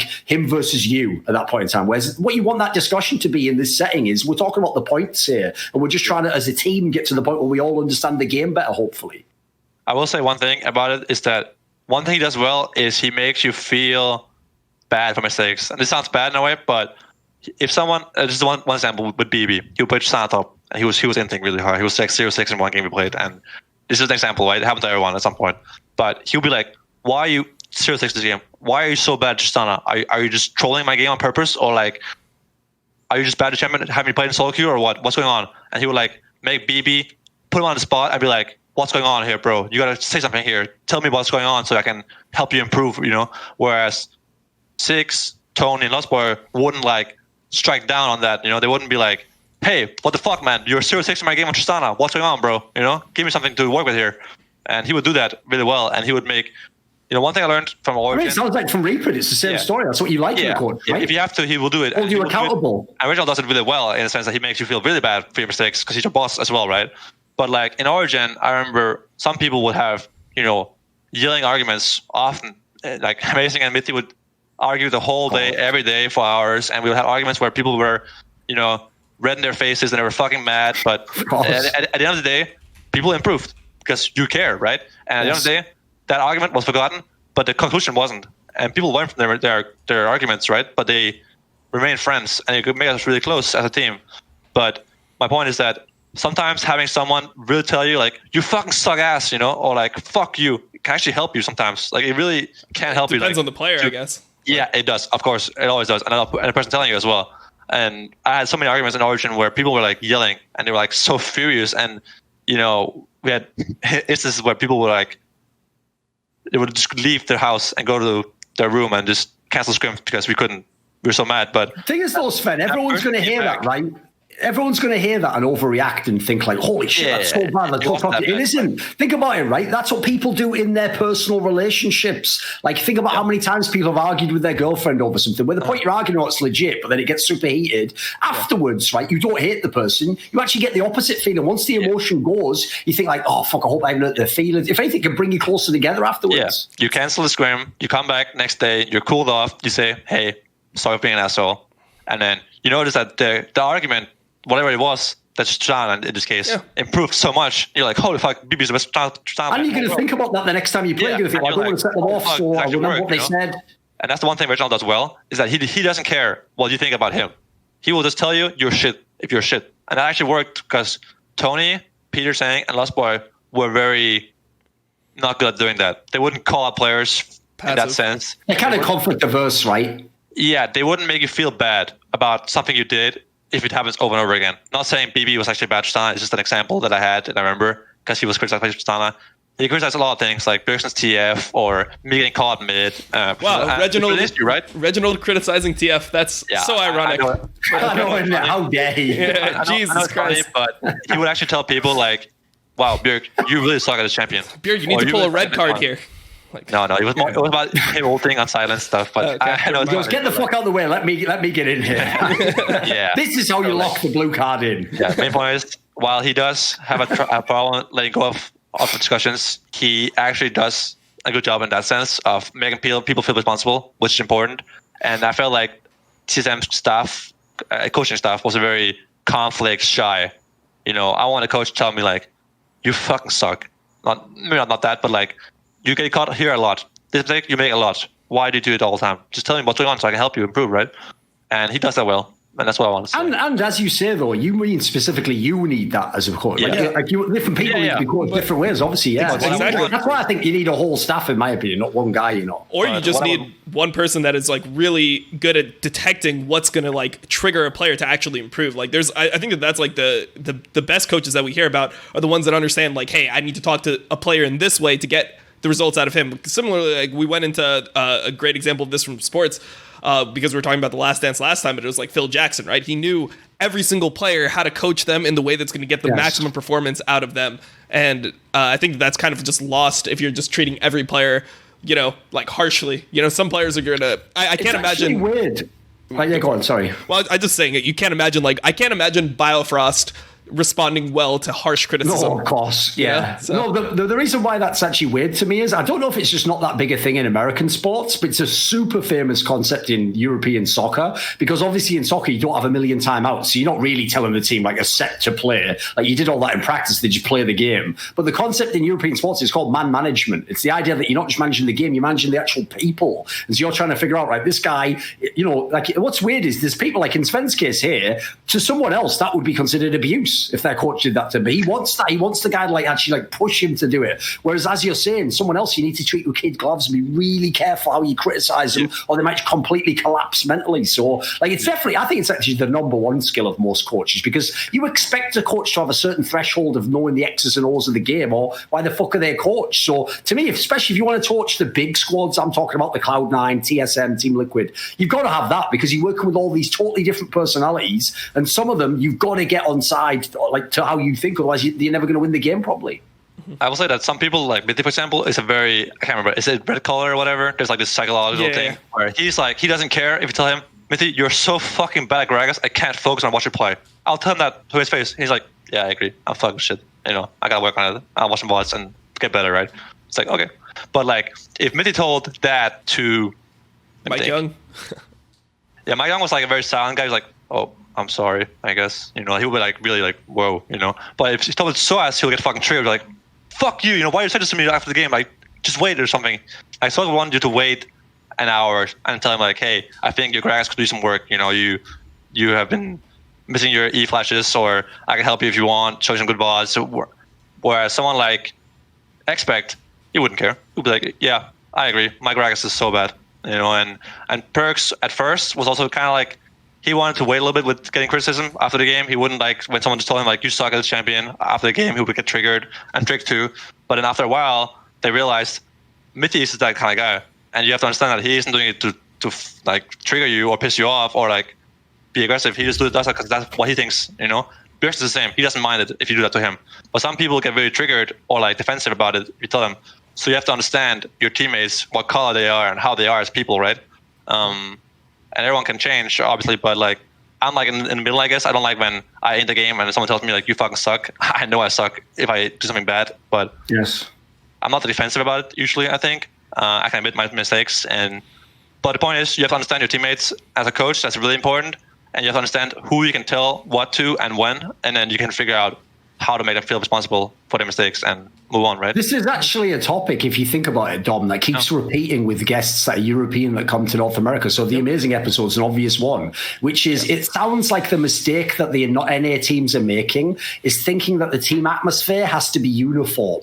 So we all talk about a problem in this way, and either in front of everyone or only one-on-one, or we all talk in a certain way to solve a problem. Whereas what you're finding is, especially some of the European players, they want it a bit more blunt in that way. And I would even say you could argue that Doublelift wanted that way in Team Liquid. If you see the things he said in his tweet longer and that him and the coach were saying when he left, he basically thinks that his teammates didn't have a problem with them because they didn't just say to his face, Doublelift, I have a massive problem with what you're doing right now, you're fucking up. So to him, the idea they would go to their coach and say it is almost like they betrayed him or something. That's the point. He's expecting a different way of dealing with people. Whereas those teammates obviously don't want to be conflict. They don't like conflict. They don't want to go right at someone. That will make them uncomfortable. They want to do it a different way. Tell someone who'll say it in a polite way to Doublelift. But then the problem is, if Doublelift wants it harsh and you tell him in a polite way, people aren't that happy with what you're doing. You're thinking, well, it obviously can't be that bad. If it was that bad, they tell me. So this is the flaw people make. First of all, never assume everyone else is the same as you. And especially if you're a coach, don't imagine you can make a unit. You haven't got a bunch of fucking zombies or robots. You've got totally different 5 distinct people who you have to figure out what you're going to do with each of the 5. Yep. Yeah. Definitely. I mean, it's not like Europe's perfect, by the way. It's just more of a free-for-all there. If you can't handle it, you just have to get the fuck out. That's also remember that in Origin, we didn't have a coach. We just didn't have a coach. So it was after the game, everyone stand up, was your fault. It was your fault. Like, so if you don't have coach, or like we have a joke coach, essentially like someone that's hired because you have to have one. Wasn't it like Hermes or something? Isn't that? Yeah. So like in Origin and in Challenge Series, we had this guy called LeDuc. We have a veteran, and we had Hermit first as online people. Oh, Hermit, then in Summer's Blade, we had LeDuc. Who actually a good coach, by the way, but he had a very different idea of how to coach the team than the players did. And he wasn't an authority figure compared to Peke, who's the boss of the team and a player on the team. He wanted it to be like, whatever I say, you do, like completely, like that, just like that, You wake up this time you go to sleep, you do this and this, you walk for 1 hour in the morning. Imagine trying to coach someone like that as well. He had these rules, like you drink a glass of water in the morning, you eat this banana or this apple, you go for a walk for half an hour, then we play scrims, and how it was in Origin was people would wake up at 2:59 and scrim at 3 p.m. And Ducky was just like, oh my god, this is not how it works, That's why he quit the job, right, basically. Yeah, and then once we made the finals and we went to Gauntlet, he quit. Once I think it was right before we won the Gauntlet, he quit, or told Peke that he would quit after the Gauntlet. And honestly, respect that he quit his job because he didn't like how it was being handled. And he also had some incidents with the players where he would have a very big disagreement for nothing over like small things. Like one time, Amazing wanted to finish his series. He was watching Hannibal, and there was 2 minutes left of the series, and the shuttle was outside, the ride shuttle, right, to the studios. And Maurice said, just wait 1 minute. There's like 10 seconds left, And then Ducky walks over to his PC and shuts it off, like the button. And Amazing just stands up and he just yells, "What the fuck, man?" And it was so hilarious. I'm watching it with Sword at the door, and we were just laughing our asses off because we knew it's like another one of those Ducky moments where something really small makes a big fucking drama, and everyone knew that at some point it was not going to happen anymore. So we go to Worlds, then we get Hermit. Hermit was... He was like an analyst, right? He was there because he had to be there.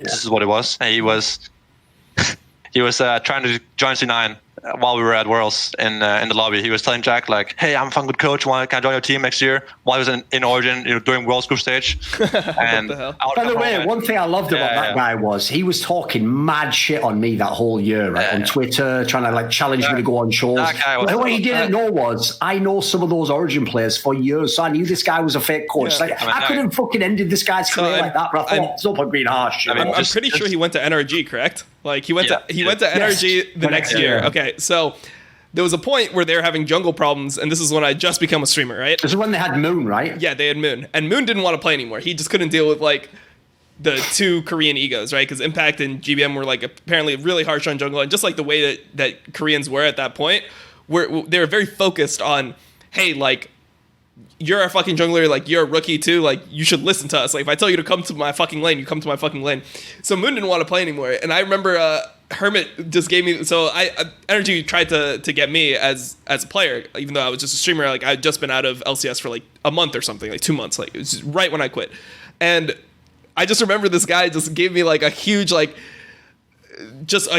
notepad, and like they came and they met me and they took me to lunch and like all this stuff, and they gave me a huge notepad of like, this is what we need, this is everything that we'll give to you, like all this different stuff, like this is how we want you to behave in the team, we need you to like cover these roles in shot calling, like we need you to like dictate this part of the early game, like all this type of stuff. And were you just like, yeah, thanks for no thanks? I was just chilling, for me the only reason I didn't join is because I just dealt with like the 2 big Korean egos, like I did like the Piglet Phoenix, and I was like, Energy is just Team Liquid 2.0. That's why I stopped playing, is because I hated that environment. If I go into this next one, even though they offered me good money, I was just like, I just don't like think I'll enjoy it. I think I'm just gonna hate scrimming. I'm gonna hate playing the game just as much as I did in season 5. So I mean, that guy was just a clown, really. Like when we were at Worlds in Korea boot camp for the first time, he had his birthday there.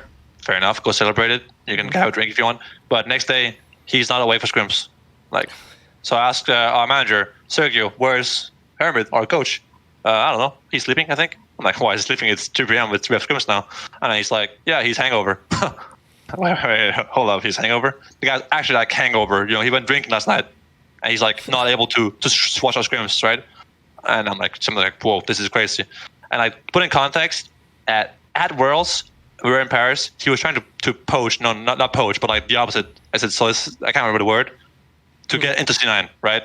Like telling Jack, hey, hire me, the opposite of poaching. I don't know what it is. And then he was also, he was like 2 a.m. in the Paris hotel lobby. hey man, you want a drink? I'm like, nah, we play tomorrow against LGD in group stage. You know, the tournament we're playing in. And what the hell? I'm like, really, like, what is this? You know? And then for his coaching on the day of LGD, he wasn't doing anything. You know, Cyanide and Aranea, Alvar, were there as like our subs or mascots, whatever, I don't even know. And they were chilling. Okay. And they're cool people, right? Yeah. And Alvar has a laptop there. He's playing Pokemon. He goes to Wikipedia. He's like, yo, this guy, jungler for LGD, plays only Rek'Sai, Lee Sin, and everything else he has not won a game on this whole split, basically.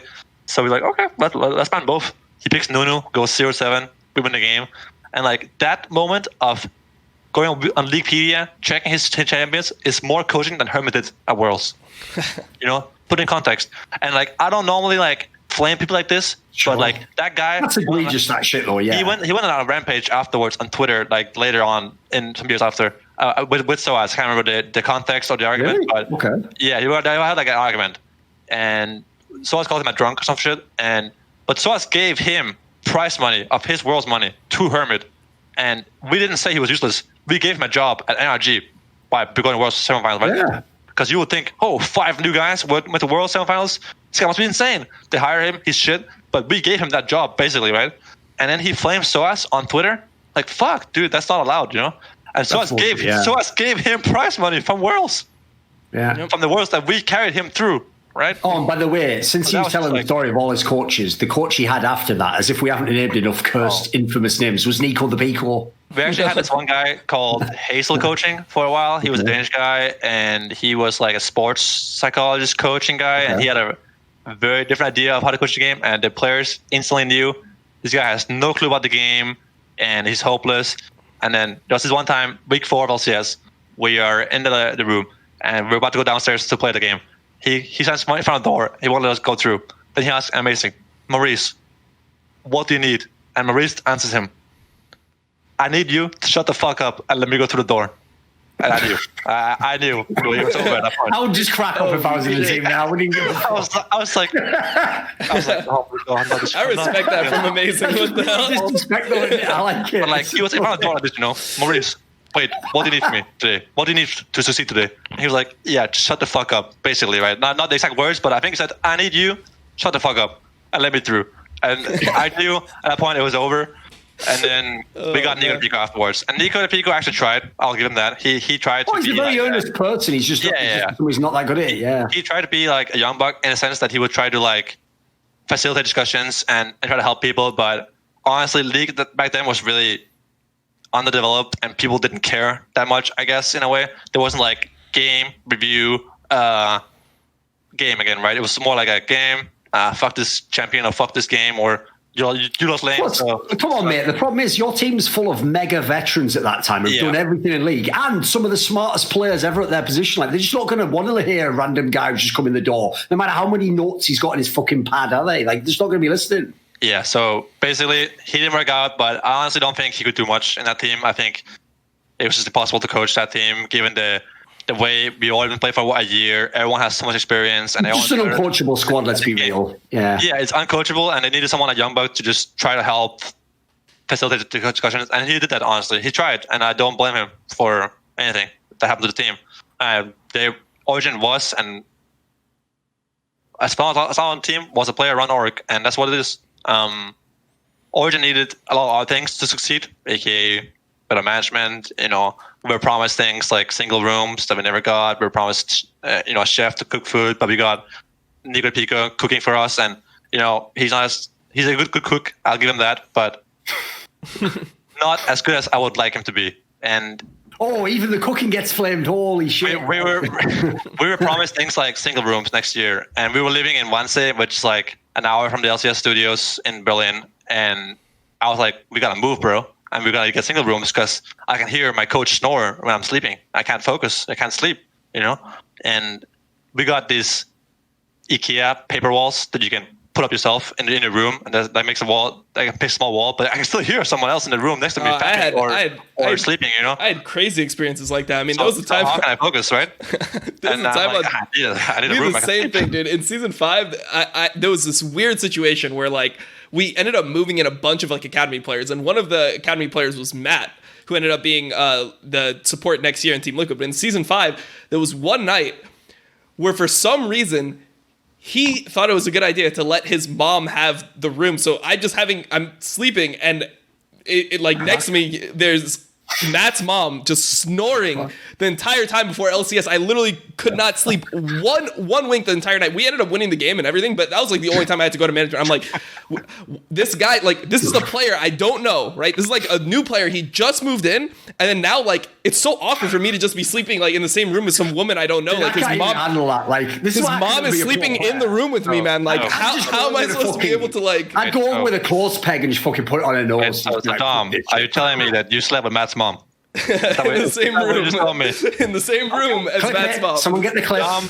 Yes, with Matt's mom. Okay. And she kept him up all night long. I'm sure he could confirm. I literally could not sleep at all. And we ended up like winning the next game. So like people even made a joke about it. They're like, "Oh, dude, maybe you just need to like get less sleep before LCS." Like it was like Jesus. It was a meme. But like to me, that was just such an awkward situation. I'm like, in what world are you new to a team? Right? You're not even on the main team, and like because like of some issue, we had one extra coach I think that was coming to like.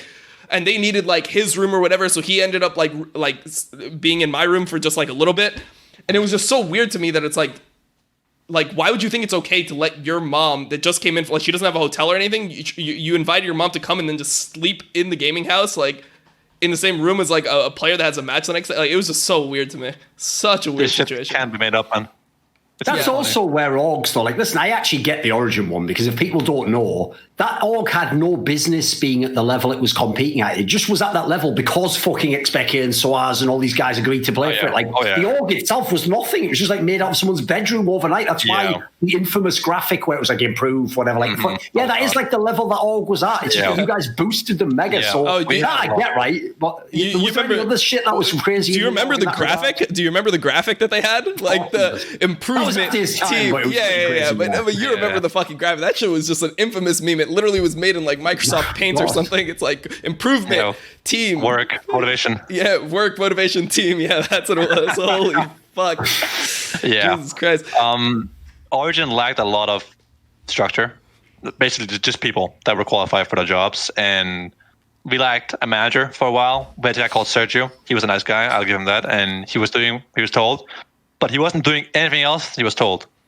So he would just sit there, play arms. I'm like, hey, Sergio, we have no water in our house. Can you go buy some while we're scrimming so we can drink water while I'm playing? Yeah, sure. After my ARM, I'll go get water. Comes back with like 25 liters of water. Cool. But like, can't you think outside the box and get water yourself without me having to tell you or somebody else having to tell you? And we lacked a chef the whole time we were in there. I couldn't cook. I was 17. You know, I'll give it that Soaz pasta is pretty good. Peke can make some stuff too, like chicken and stuff, but like we can't live off pizza or the Indian food nearby, or McD's or food that people make. It's not good enough, right? And the chefs we had were just managers that had a coincidental skill that they could cook, right? So it felt kind of bad. And then we had no single rooms. I was sharing with Mitty the first year. Next year I complained about it. I said, hey, I want a single room so I can sleep better and not be woken up by someone that wakes up earlier than me or goes to bed later than me. And we got these paper walls where I can still hear the guy next to me snoring, or when he opens the door, I can hear it when he comes back to the room, right? So I'm like, this isn't working, man. I was promised a single room. We got a paper wall. Obviously not worth it. My coach snores, but he's not in a single room himself. It's just not good enough, right? You know, in the TSM example, you were saying that it's hard to argue Reggie because he's the boss. Surely in this case, this is also a problem Origin had. Like, it's hard to flame the org when it's like fucking expect his mom. Like, it's going to be awkward, isn't it? Yeah, it was awkward in the sense that Peke's mom was running the org with Peke, and Peke is a mom's guy, right? And that's fair enough, you know? Yeah, and it felt like I was promised things. I'll tell him like, hey, Peke, I really think we need this and this, you know? He's like, yeah, for sure. Next year we get it. Then we don't get it. I'm like, what the fuck, you know? We got our manager cooking for us, but he's bad. And I'm like, this isn't good enough, you know? On top of that, we had a lot of issues with the fact that Peke had to transition in towards basically like following originals, being an owner, right? And then we had Power Evil playing, and Power Evil was a huge disconnect from the rest of the people in terms of his playstyle, his personality. He was very distant from Amazing. He seems like a guy who wouldn't enjoy being flamed, for example. Yeah, he's a very different person, and I like Tristan, right? Power Evil. I really do like him, and he's a great guy and a good player too, right? But he's very different than everyone else in that team, and he was very outside, I suppose, in that team.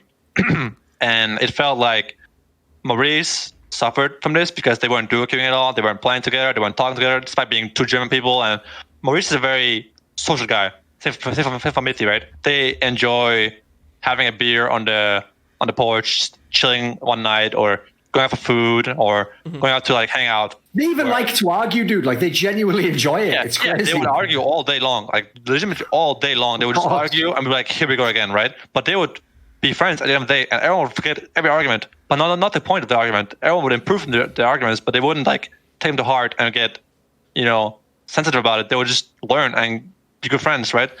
In Origin, we got 5 people to the same place, talk about sports or girls or random shit, and be a group of friends, right? No league involved. And then we go on stage or in the game, we're 5 players, but we're also still friends, and it helped the team improve so much despite having no management, no coaching, no nothing. We're just 5 players, right? But when you're in the team with PoE, are you in the bar? PoE was different. I think with Nash's Tooth, I'll probably go next. Like, might get the Andes after that. So PoE has he makes a team around him, no matter what he's in. UL, Origin, now in FlyQuest and Optic, it's always PoE's team. Origin wasn't PoE's team. It wasn't Pack's team either. In a sense, in the game, it was all about bot lane, and that's how it was. We had talked about it at Worlds in 15. I said, "Yo, guys, these guys like Marin and Smep are carrying every game with, Riven and Darius and Fiora, and shouldn't we play them as well?" And we're like, "No, our strength isn't that. We'll play on bot lane." So I said, "No, I think just pick me Cannon and Malphite, and we play on bot." I'm like, "Okay, that's what we do." So PoE coming to team and refusing to play champions like Corki or what was it? I can't remember. Cillian, whatever was meta, basically. He wanted to play Orianna and Syndra and Cassio. All his mages, who weren't meta at the time. They weren't meta at the time. I still wasn't meta either at that time, I think. So it was hard for us to adjust. And PoE would play solo queue with his German friends, but not Amazing, right? So it felt really weird for Amazing, he needs that social aspect of the game to feel close to you, to build synergy, right? Which is fair. And same for Mithy. Some people are really good at being alone, and PoE is good at doing that, but Amazing is not. So there's a problem here. And with Pecky, we were all very close and playing a lot of stuff together, right? So it just had a huge problem together. Did you ever feel like an outsider? Because, when you joined that team, you were like the rookie, right? Everyone else was an established player. No, I felt great. I really think that people in Origin were so nice people to me. And Pecky and Mithy helped me a lot. Pecky's like the nicest guy I've ever played with. He's just a nice guy. He's really and generally a nice guy. And it's kind of weird that he's so nice, He would cook for me, help me cook, help me do laundry because I didn't know how to. And Mithy would teach me the ropes in the Rift, right? So they were like my father figures or whatever, my big brothers, basically. Mentors, sure, yeah. Yeah, mentors, yeah. Let's say that. It sounds better. And that helped me so much. And I didn't feel outside for 1 second. I was younger, but I think I'm kind of mature for my age. Maybe I'm crazy here, but I felt comfortable with people that were 3 years older than me. And I felt like we were good friends and we could talk about anything. And I felt comfortable as fuck with those guys, right? So I was just happy as fuck. And I thought that this was how everything was. Bunch of friends, gaming house, eating whatever we want, doing whatever we want, sleeping till 2 p.m. every day, playing scrims at 3 p.m. and just gaming all day, right? But then when I joined G2 and TSM especially, I felt like the friendship that I had in Origin wasn't there, and I miss that so much. Although in G2 I have Perks and Mithy, my 2 best friends from esports from all my years of my career, right? So I feel great about those guys, but I wasn't as close to Trick or Expect for the first while, and neither was I to kha'zix for a while. So I think that friendship we had in Origin helped that team stay afloat. Or whatever it's called. And from what you've said, you feel like you have more of that in C9, where like everyone's playing solo queue together, you're all like in the same room, like that type of vibe. On that note, Licorice is a very PoE kind of person that once scrims are done, he goes home. He lives like in my backyard. There's like a house in the backyard, not actually like in a tent or anything, but he lives there. He goes home after scrims. He plays solo queue, or he plays 1v1s. He hangs out, he chills, whatever he does, his thing. I'm cool with that, no problem. He performs in scrims, he does his thing. I'm not going to complain about it. But everyone else is in the gaming house playing every day. And I like both, I can respect that he wants to be alone or chill or do whatever he wants. That's really no problem. So you can have both in a team, but Licorice isn't like dictating how we play as a team, and he isn't making it hard because we don't mind him at all, right? But Maurice really wanted to play Duke with Power Evil, and it never happened. So it felt weird for Amazing, right, to play. And then we were losing games in Spring Split, and we had these like talks in a circle where people talk about their feelings, and it was really bad. And Amazing would always go back to TSM in this talks. He would be like, in TSM we had this and this and this and this and this and this and this, and here we have fucking nothing. We have no cook. We have no single room. Our house is shit. We live 1 hour away from the LCS. We have to take 2 hours every single Friday and Saturday to drive back and forth, 1.5 hours if there's traffic. And it felt like shit, right? And he would have like flashbacks from how TSM was like really well structured in that sense, because Origin was just like no manager, no cook, no house. I mean, we had houses, but we had like problems with the internet as well. Just he was complaining a lot about it, Origin, and it really suffered. I think he suffered a lot in Origin during the 16 year. And the worst part about it was that after Worlds in 15, Mithy and Amazing got an offer from TSM, and it was Mithy's dream to play in TSM. Even back then, it always was. Ever since he was in Lemon Dogs, he said, "It's my dream." And he told me in Skype call, "Hey, what do you think about this?" And I said, "I think we're a fucking good team. I think you should stay here and play with me. I think we can be a fucking good team, Origin, you know." And they stayed for me. So when Origin didn't change all the things we wanted to change, single rooms, have a real chef, a real manager, all this kind of stuff, it felt like he was betrayed in a way. And he felt that way. I really know he felt betrayed in a way. And he felt like I could have been in TSM right now, where there's managers, there's chefs, good rooms, good housing, you know, everything is taken care of. But now I'm here in this dumpster fire of a mess. So I think he really felt terrible about that. And I feel, you know, on that note, I feel sorry about how Origin ended, aka when Mithy and I left, the team was just over. I felt like... Oh, dude, also remember, if you like, since you brought him up already, that was when Amazing famously basically like subtweeted all you guys and flamed you all for leaving in that way. Like he wanted you to like tell him personally or something. What would you say about that? We lost the finals to G2 on the 19th of April, I think, or 20th of April. I was going to say 420, but, you know. So we go on a vacation for 2 days, the whole team. We chill in Rotterdam. We hang out, we play board games, we oink. Cool. Then I go home. Next day, I talk to BT. I say, fuck Origin. I want to leave. This is not going well. You know, I just want to get out of here. This is crazy. And he agrees with me. So we call Pekke. We say Pekke, talk to Pekke about it. We send an email to Pekke and stuff. And the whole thing takes a long ass time to get through. And I was going to tell Amazing and SOAS and Power Evil in person. But the whole thing was taking so fucking long that I never got to tell them, you know, personally. It took like more than a month for us to actually leave Origin, and it was a huge mess, right? But I feel bad about not telling them, hands down, before I told Pekke how I felt about the team. Like, I should have told, you know, SOAS, Amazing, and Power Evil, hey, I feel this way, and I don't want to play here anymore. The team is a mess, and we don't have the friendship we had before, and it's just a sinking ship at this point. Mm-hmm. And I feel bad that SOAS and Amazing didn't know for so long, but we really had so much trouble getting us leaving the team through, because Origin were sure that we were getting poached by G2. So I want to get into all that kind of stuff, but it was an investigation and all that kind of stuff, and we were proven innocent or whatever, and it was a mess. Don't incriminate yourself. Just But the point, But the point is, what I'm saying is, I feel bad for Amazing and SOAS, and I told them this, and we're good now. You know, I met Pekke at Rift Rivals, and we're also good. We're in partying together, and we're cool. And same for SOAS Amazing, but I felt really bad at the time, but fans didn't know the story. So me and Mithy were made into like betrayers, and we were called Judas and stuff. Yeah, that was all the Spanish people were calling us for Judas, which I find funny, but it really sucked back then because they didn't know the whole story of how bad things really were and how we, instead of signing a contract that says we have a single room or a chef, I just told Pekke, he said, yeah, next year we'll have this. And I didn't get it. And I was like, what the fuck, you know? I should sign the paper that said I had it, but we didn't do that because we trusted each other. So it was like, we also got betrayed in a way, right? So that's something I would definitely say, by the way. Pekke is the real Judas. No, that's the thing. Anyone who thinks it's unfair that these guys left Origin after, they took him to Worlds and all that, what they don't know is this. In the same way as he could have flamed Hermit, you didn't see any of those players who went to G2 come out after and flame Origin. They knew the org was a joke, but because everyone doesn't want to be mean to Expect and his mom, so they just let that org continue on. The org luckily just took care of itself and wrecked itself.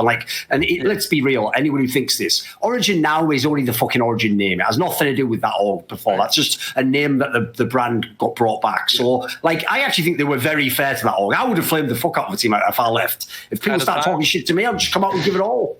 At the time, I felt really bad for the people that were in, so as Peke, Amazing, and Power Evil, but people didn't know what actually happened in this team and how bad it was. But you can see afterwards what happened. They got Hybrid and Forgiven, and that team went full Forgiven again. Once more, the same thing happens. That happened now in spring this year. The team went full Kaboom, and that's what I want to avoid happening to me. Not saying that it would happen with me and Mithy and stuff. I don't know the details of what happened in their team. I don't want to know either, but that ship was sinking and I wanted out. I didn't care where I went or if I went nowhere, I wanted out. And I feel bad for them. I apologize many times. For a while it was rough. I didn't talk to Peke, so as Amazing for a year or so.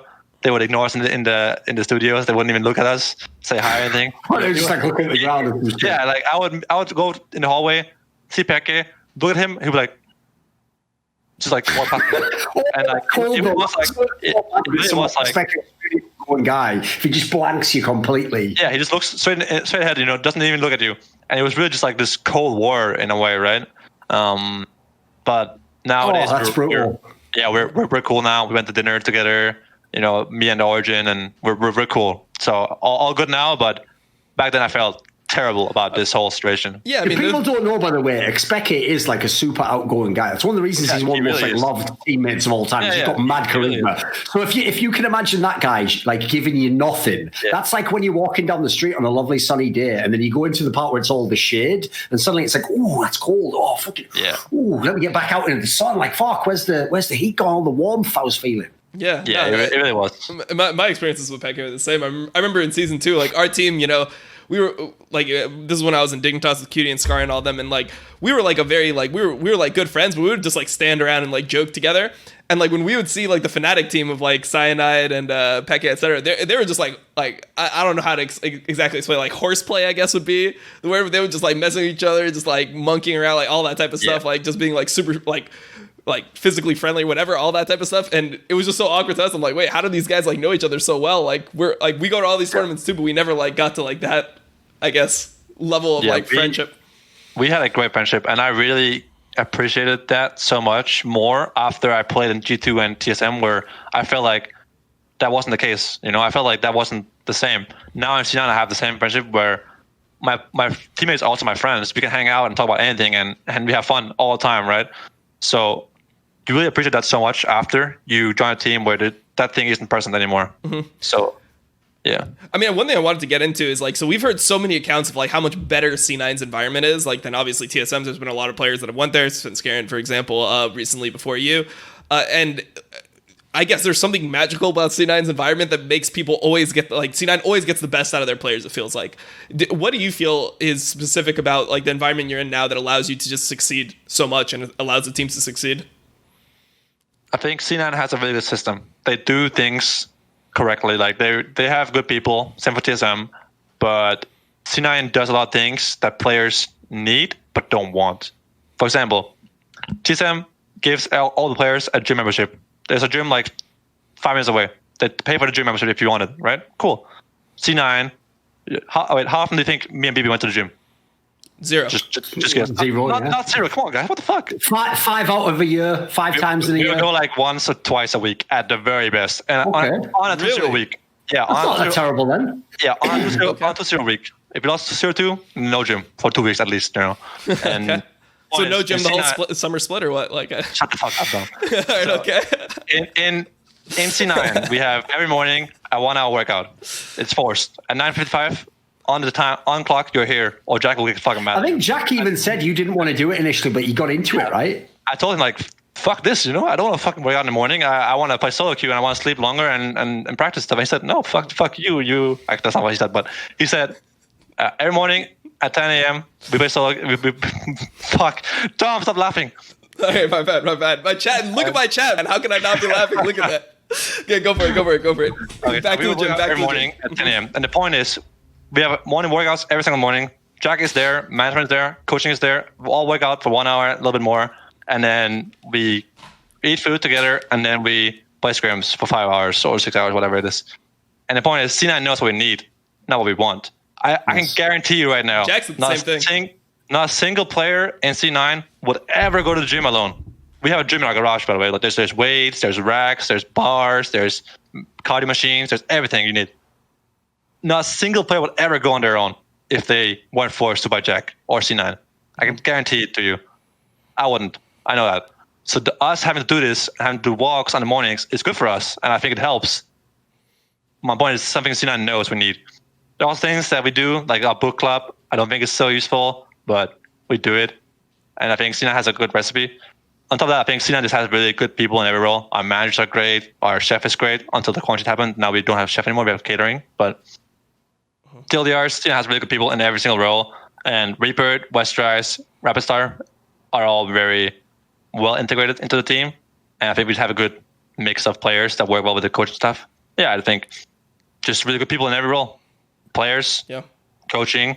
Seems like coaches, management. Even the owner vibe, you know, like it seems like Reggie is more of a boss, but when I look at Jack, it seems like all of his players view him as kind of like a father, like a second dad. Like that's just the vibe that he has, where he just like comes in and like you know that he wants like the best for you, and like it's just like a more like I don't know, like more of like a friendly vibe. When he comes like around. when we scrim, we're in one room and then we move to the couch to watch the games. Jack is actually sitting in the room, but he's not interfering with the review at all. He's just sitting there like looking like, haha, you guys beat TL? Nice, you know. Like yesterday we scrimmed, no, 2 days ago we scrimmed TL and we won some games. He's like, haha, nice guys, good job, you know, fuck them. And he doesn't say anything else than that. He's just like, cool. But he was part of the workouts. He's part of like a lot of stuff, and he's just there, which gives you a very friendly vibe. But he's our boss, you know. Everyone knows that. But yeah, he's different. He doesn't interfere with the league team at all in specifics, like about the game. He only interferes with like, who do you want to scrim, guys? Who do you want to, you know, not scrim? What do you want to do content? Blah blah. He doesn't interfere with like the actual in-game specific stuff, which is a good thing in my opinion, because he trusts Reaper to do the thing. AKA trusting the process is an important thing because it shows that he has, you know, faith in Reaper, which is a good thing. And all the players really respect Reaper, which is a super good thing. So, yeah, there's no reason for him to step in. This is something that I was going to ask way earlier, but it slipped out of my mind. But when did you know that this team was going to be so fucking good?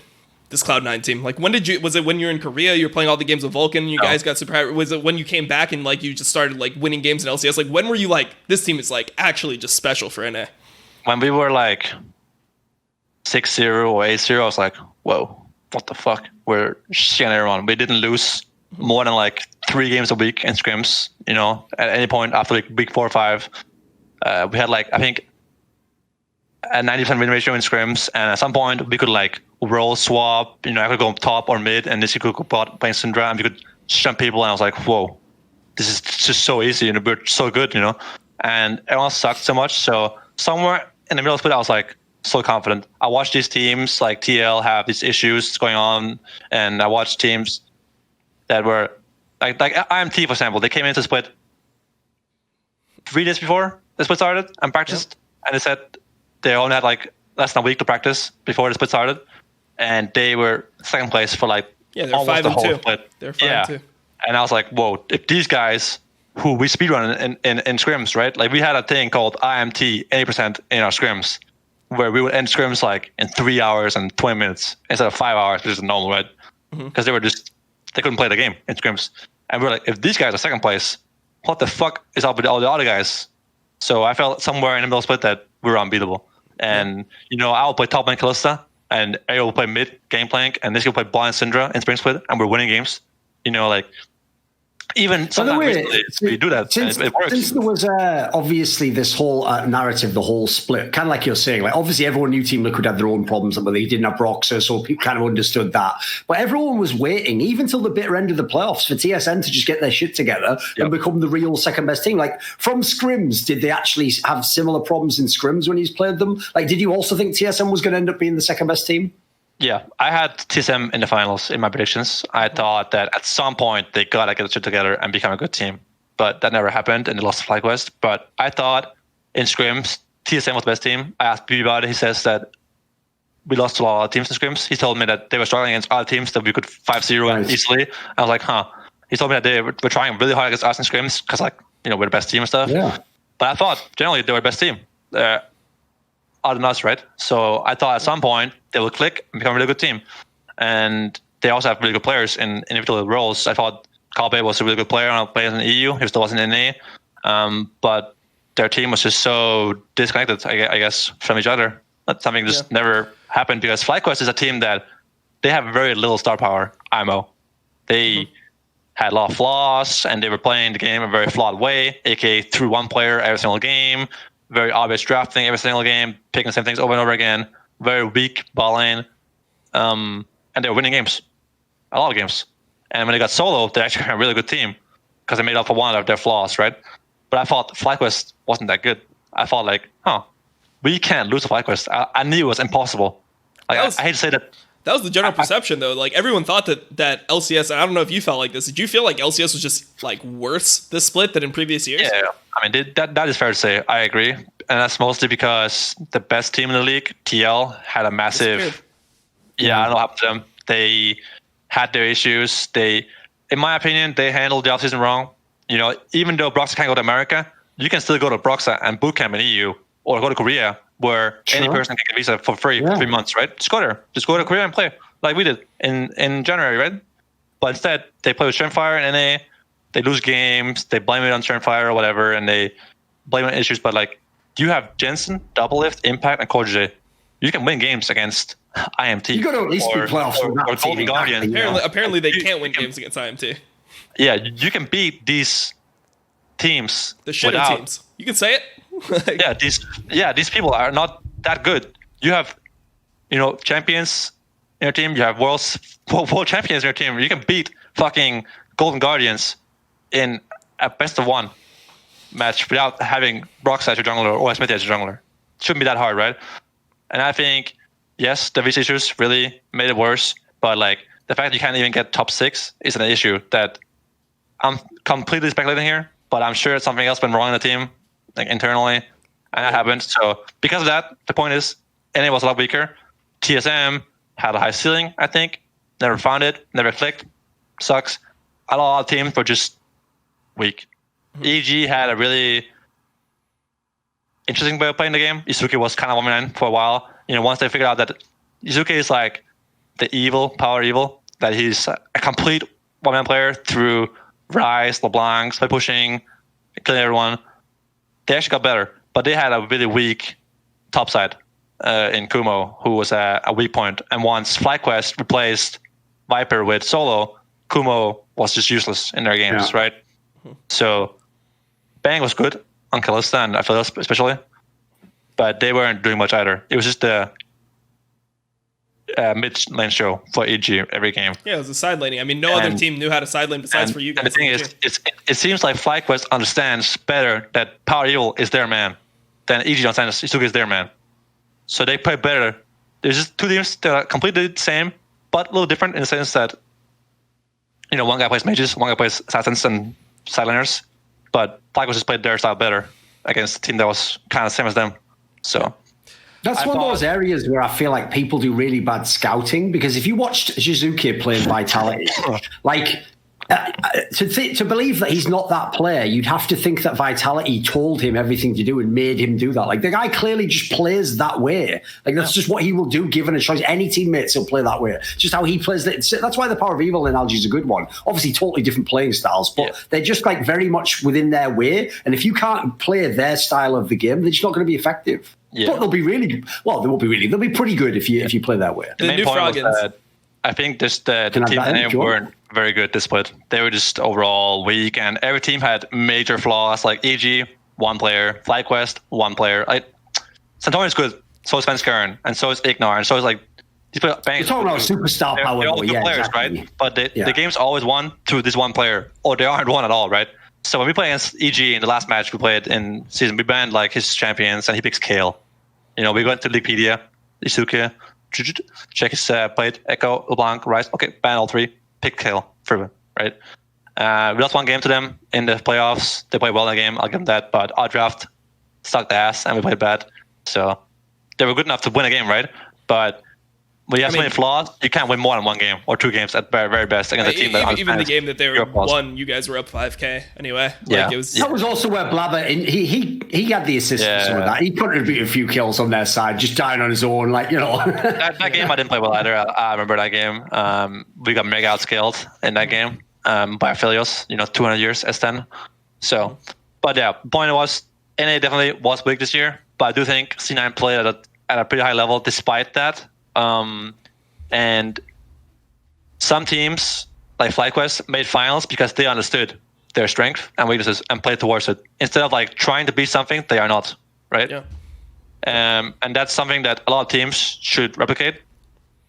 That don't try to be something you're not. Don't play through a player you can't play through. Just tell him, yo, bro, you aren't good enough to play this style. We can't carry with you on these champions. So let's play to this guy who can carry. Mate, it's literally what the LPL teams have all figured out. Every top LPL team just has their superstar players, and they just play that way all the time. But as a result, like, if it's their meta, they're the fucking best team, for real. Yeah, and I'm sure FlyQuest at some point unanimously agreed that, hey, Wild Turtle, you're going to play on your own all the time. It's going to be roaming and fucking you over. Sucks for you. And we're going to play through Power Evil. We're going to pick a mage, a tank jungler, and then we're going to play through mid all game long, help Power Evil farm, and he will 1v9, hopefully. Yep. Or we will lose. That's perfect. And you figure it out, There's no way you actually go into a game as FlyQuest being like, yeah, we want, like, our main goal is to try to have Wild Turtle outplay Bang in the late game. Like, that is not, like, the recipe for success on that team. Yeah. Like, you can't. Imagine you go into EG and you're like, okay, Shusuke, this game, you're playing Lulu. And we're going to have Kumo playing Camille Fiora. Top. Yeah, Camille top. I'm sure he can play Camille, but he isn't good enough to carry the whole game alone compared to Yusuke. I will trust Yusuke to carry the game if he gets the resources given to him. And that's how he was in the last game. He was carrying every game alone, this guy. Yep. Like, he was playing Ryze and LeBlanc and Echo, and he would actually carry the game when he was given resources. Even Malzahar, he would just play through the sideline really well. Yeah. Him and Fiskaren were like a discount, Niski and Blabberfish, and they were doing really well with that style. But, yeah.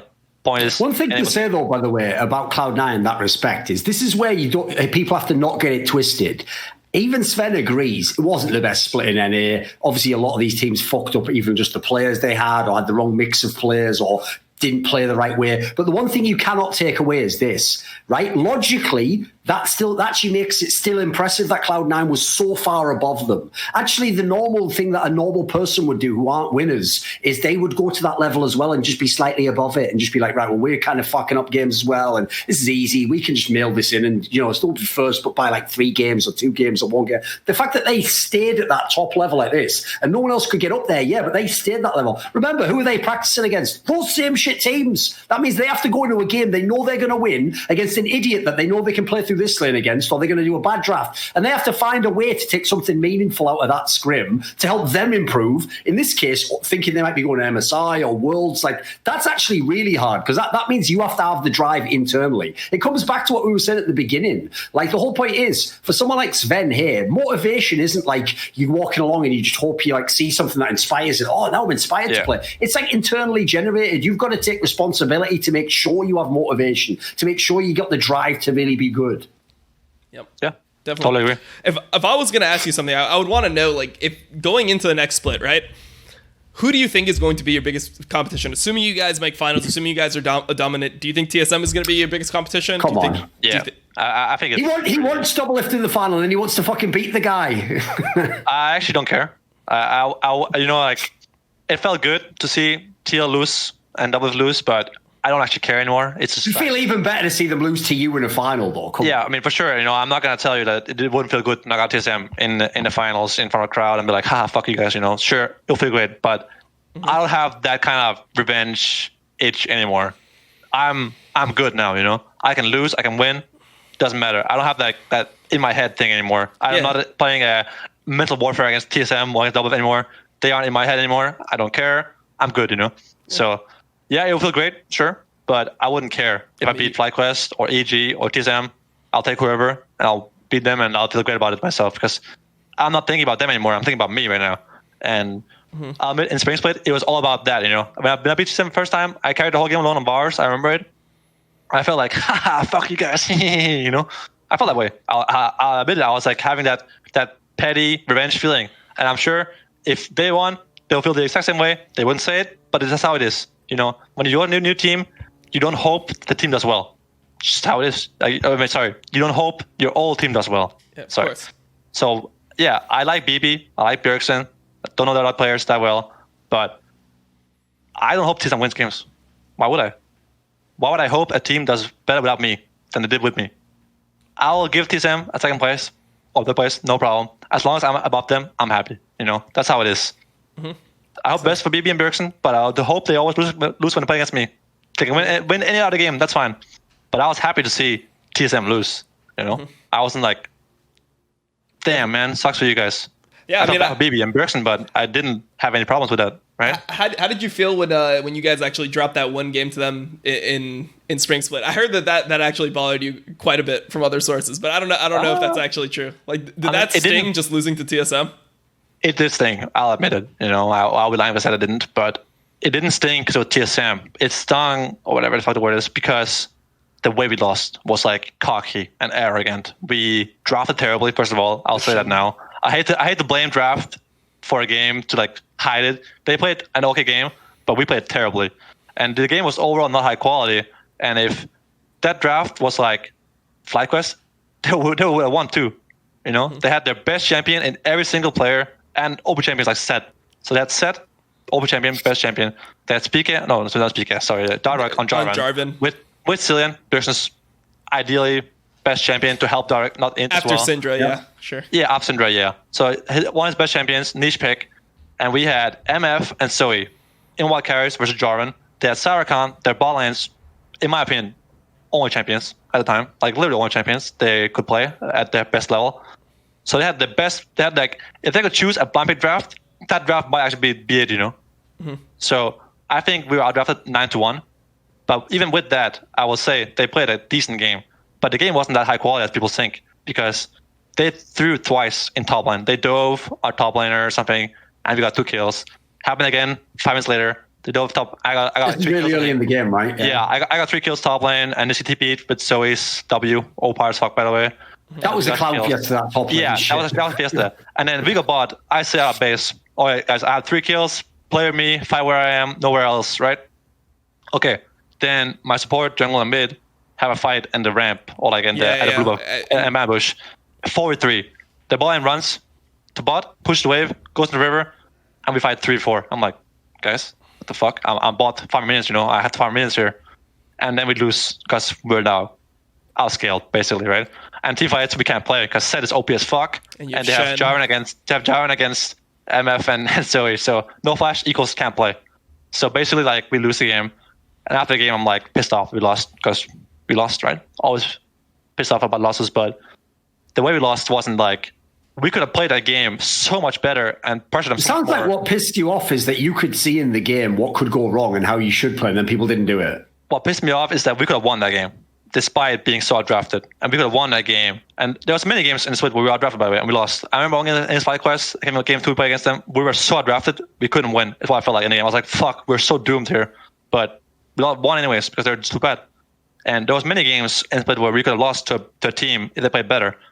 But we were just not playing good enough this game. So I felt fucking bad about it, right?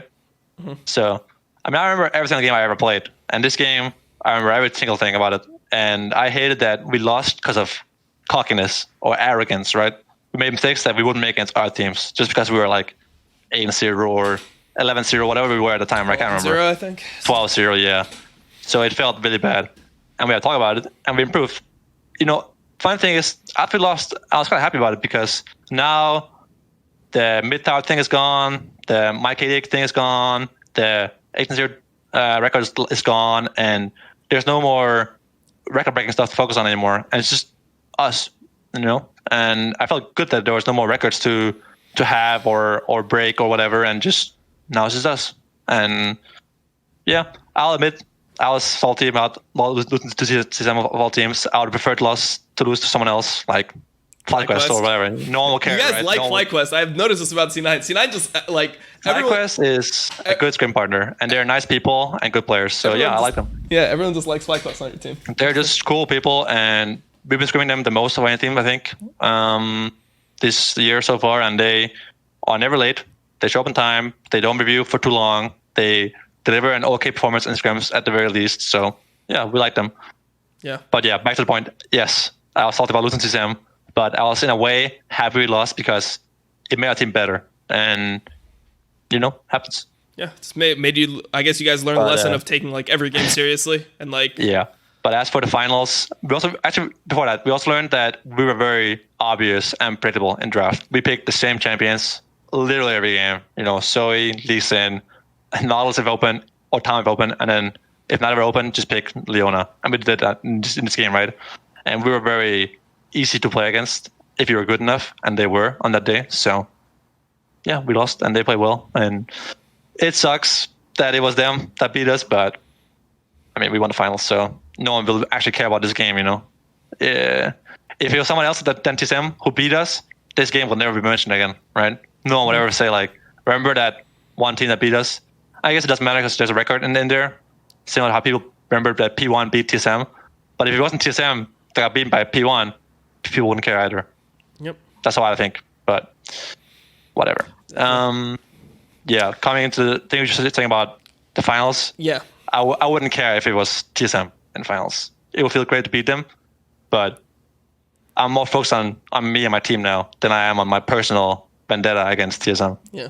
I mean, I just feel like the whole FlyQuest thing when we were talking about it, it's just like I feel like FlyQuest doesn't have like they're not just a scary team for C9. Like if you guys play against FlyQuest in the final, I can't imagine you guys thinking there's any way you could possibly lose. Yeah, I'll admit that when we watched their games, we watched Fly versus TSM, and they beat TSM. We're like, fuck yeah, because we thought TSM was better than FlyQuest, so we were happy to see a team we thought was good and had potential lose. And we were happy to see EG lose as well, because we thought EG could give us trouble, which they didn't in the first playoff match we did play against them. So we were like, oh, FlyQuest in the final? Fuck yeah, We were actually in our couch, woo, FlyQuest, when they won, FlyFam, and we were like just so happy that they beat TSM and EG. Outside and everything. Yeah, we were planting trees everywhere. We were so happy that they beat them, because I couldn't see myself losing to FlyQuest. Maybe one game, but 3 times in one day, impossible.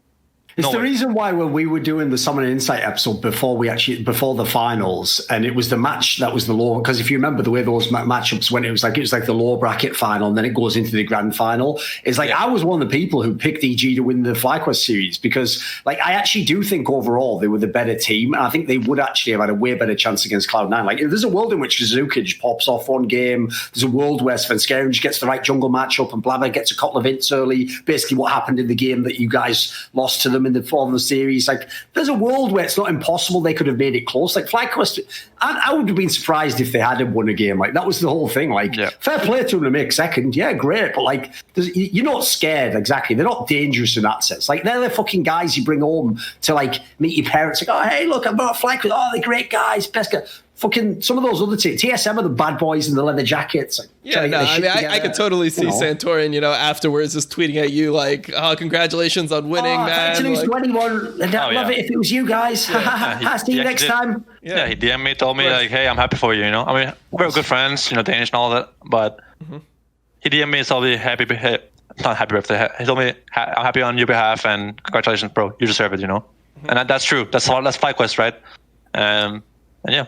Yeah, definitely. All right, well, we're reaching this is actually one of our longest episodes. We're 2 hours and 10 minutes in.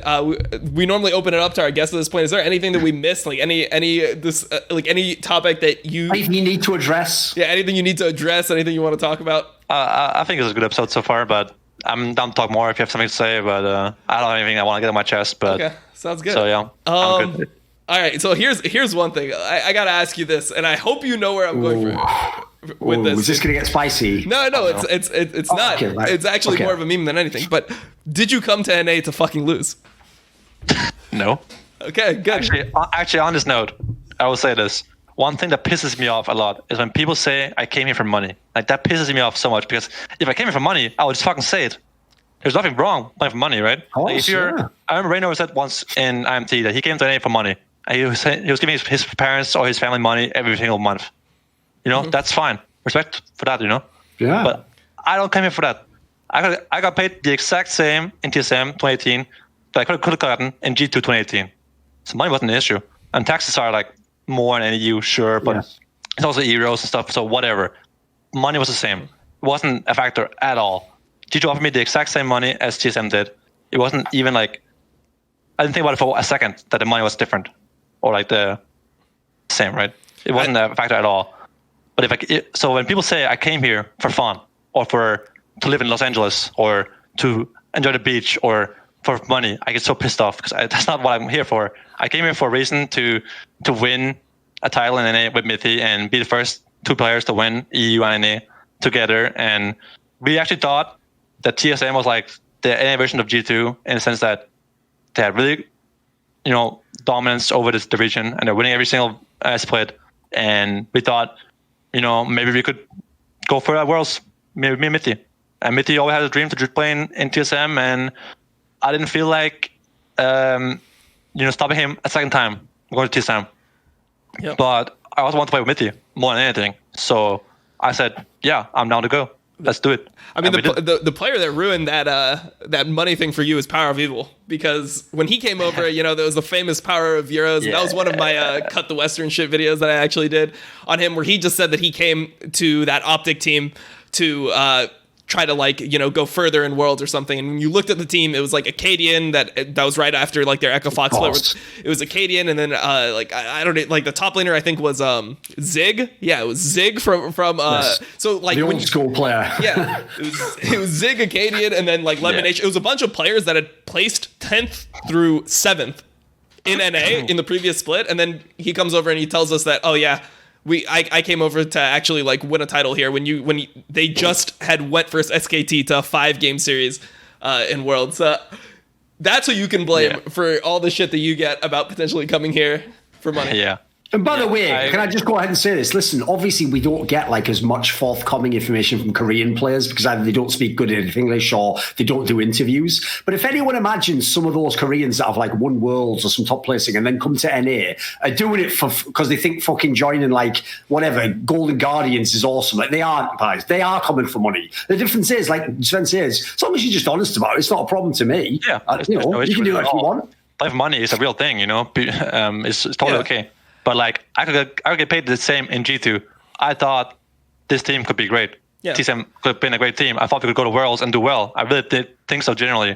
I know it sounds crazy looking at it now, and I do agree it sounds crazy thinking about it now. But at the time, I believed in it. I truly did. And now that I'm here, I can tell you that teams like TSM don't pay so much more than the top EU teams. Like I'm sure that Fnatic and G2, well, I know for a fact in 2018, we're on comparable levels right now. Yeah, I'm sure that you can compare the salaries and they're completely equal while having already established your home and in that team and all that stuff. So it wasn't a factor for me at all, and I hate it when people say that. So yeah, no, there's definitely teams that do have like really really high salary caps. Like TL famously like really overpays, but TSM has been a team that notoriously is very stingy with the amount they've been min-maxing basically. Yeah. Like, even when Bjergsen was just dominating the region in, like, 2016, 2017, he was definitely not the most paid player. He wasn't even close to the most paid player in our region. So, I mean, that's just a huge overstatement. I mean, I'm okay with players when they come over and they, like, throw in the different things that they did use. Like, if you're going to say, hey, like, money was definitely a factor and this was a factor, and you want to prioritize, like, you want to make it seem to the community like, oh, money wasn't as big of an idea, I'm okay with that. But for the people that say like, oh, they didn't care about money at all and they joined like a bottom tier team, I can't take it seriously. I mean, of course, I care about money, right? Like I want to get paid too, but I only care about it to the point where I don't get scammed by a team. Like I want to get paid what I'm worth, right? Mm-hmm. But I respect people like Rainover who said, yeah, I came for this team for the money. I'm trying my best to be a good player, but I send money to my team, my family every single week. Every month or whatever he said. I can't remember what he said, but those were the words. Something like this, right? Yeah. And yeah, that's totally fine. I can respect someone who provides for his family, right? But that's not what I'm doing for. My family is well off on their own. So money isn't like a thing that I care about, except for the day where I sign a contract. Yeah. Then whatever. Afterwards, I don't care about it anymore. Just now I'm playing, and I care so much more about the memories I create for myself, the trophies I collect, and just having a good time in my career. And I really want to look back at my career and be like, I was a good player. I was a player with a successful career where I accomplished these things. I went to these countries. I won against these guys, and I did this and this. Not, I made fat bank, bro. What's up? It's not the point, I mean, it goes for streamers too. You see a lot of people that say, "Oh yeah, they just stream for the love of their community, etc." But like, come on, everyone here is in, and I tell my fans straight up, yes, I stream for fucking money. Like, if I didn't make money streaming, I would probably see you only on co-streams, and I would see you only on co-streams in the Crackdown. Yeah. That'd be the only content you'd see out of me.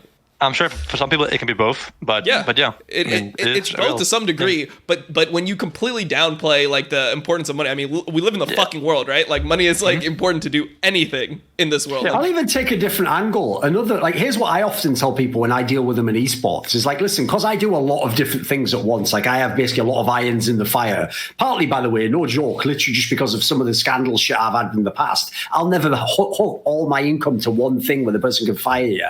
So one of the things is when I do all this different work, right, people will sometimes be cheeky enough to imply that like, oh, you're just hungry for money if you want to get paid X amount to do this one job. Like you already have the money over there. It's like, that's not, first of all, it's none of your business what I have elsewhere. The question is, what are we doing in our business relationship now? And the reason why I'll charge you the most is because if I really think I'm the best, you owe me that. That's actually my status. That is my respect. If you want to show me respect, if you're a businessman, I don't give a I'm not one of these people who believes that shit that like companies have values. Fuck that. The way you show me that you respect me if we're doing business is you pay me the highest amount. As soon as you do that, I'm going to do my best job. You're paying me the best. We're both doing our part. Like all you're doing is the fucking business, mate. So if all you're doing is stacking those gold coins, ship me my section. And it doesn't matter whether I need it or not. You need to pay me. That's the principle I have in mind. So it's like, it does mean something, but it's not the main goal. But it's like, as I'm achieving the goal, I'm definitely going to make sure that's in par. Because otherwise you are being just treated like a fool by people. People are taking you for granted, or they're trying to play up like a personal aspect to get a free discount from you. It's like, fuck that. Listen, unless you're my dad, you're not getting a discount, mate. Top rate. There you go. Yep, definitely. Well, I think that's so pay me, loco. I'll fucking end another snot. Whatever. Hey, I already paid you. You did actually. You've already made. Yeah, you've already paid me for the episodes. Yeah, you've already made more off the Crackdown than you did off Listen Loco. So, I think that's a good place to end the episode. I was trying to get I didn't come to NA to fucking lose out of Zven, but I didn't get it quite. But I think it was lose now anymore anyway, so it's not a problem. Yeah, now it's just anyone that knows me would know that I didn't come here to fucking lose. Perfect. There we go. Thank you, dude. I appreciate that. That. Well, it was a good episode, man. I really appreciated all your like honesty with your answers and everything. Definitely think that you were one of the more talkative guests we've had. I appreciate everyone that came out and watched the episode here. So yeah, that's going to conclude episode 19 of the Crackdown, and I hope you guys enjoyed it. And I'll see you guys all in the next video. Thanks for coming, guys. Bye. Yeah, thank you.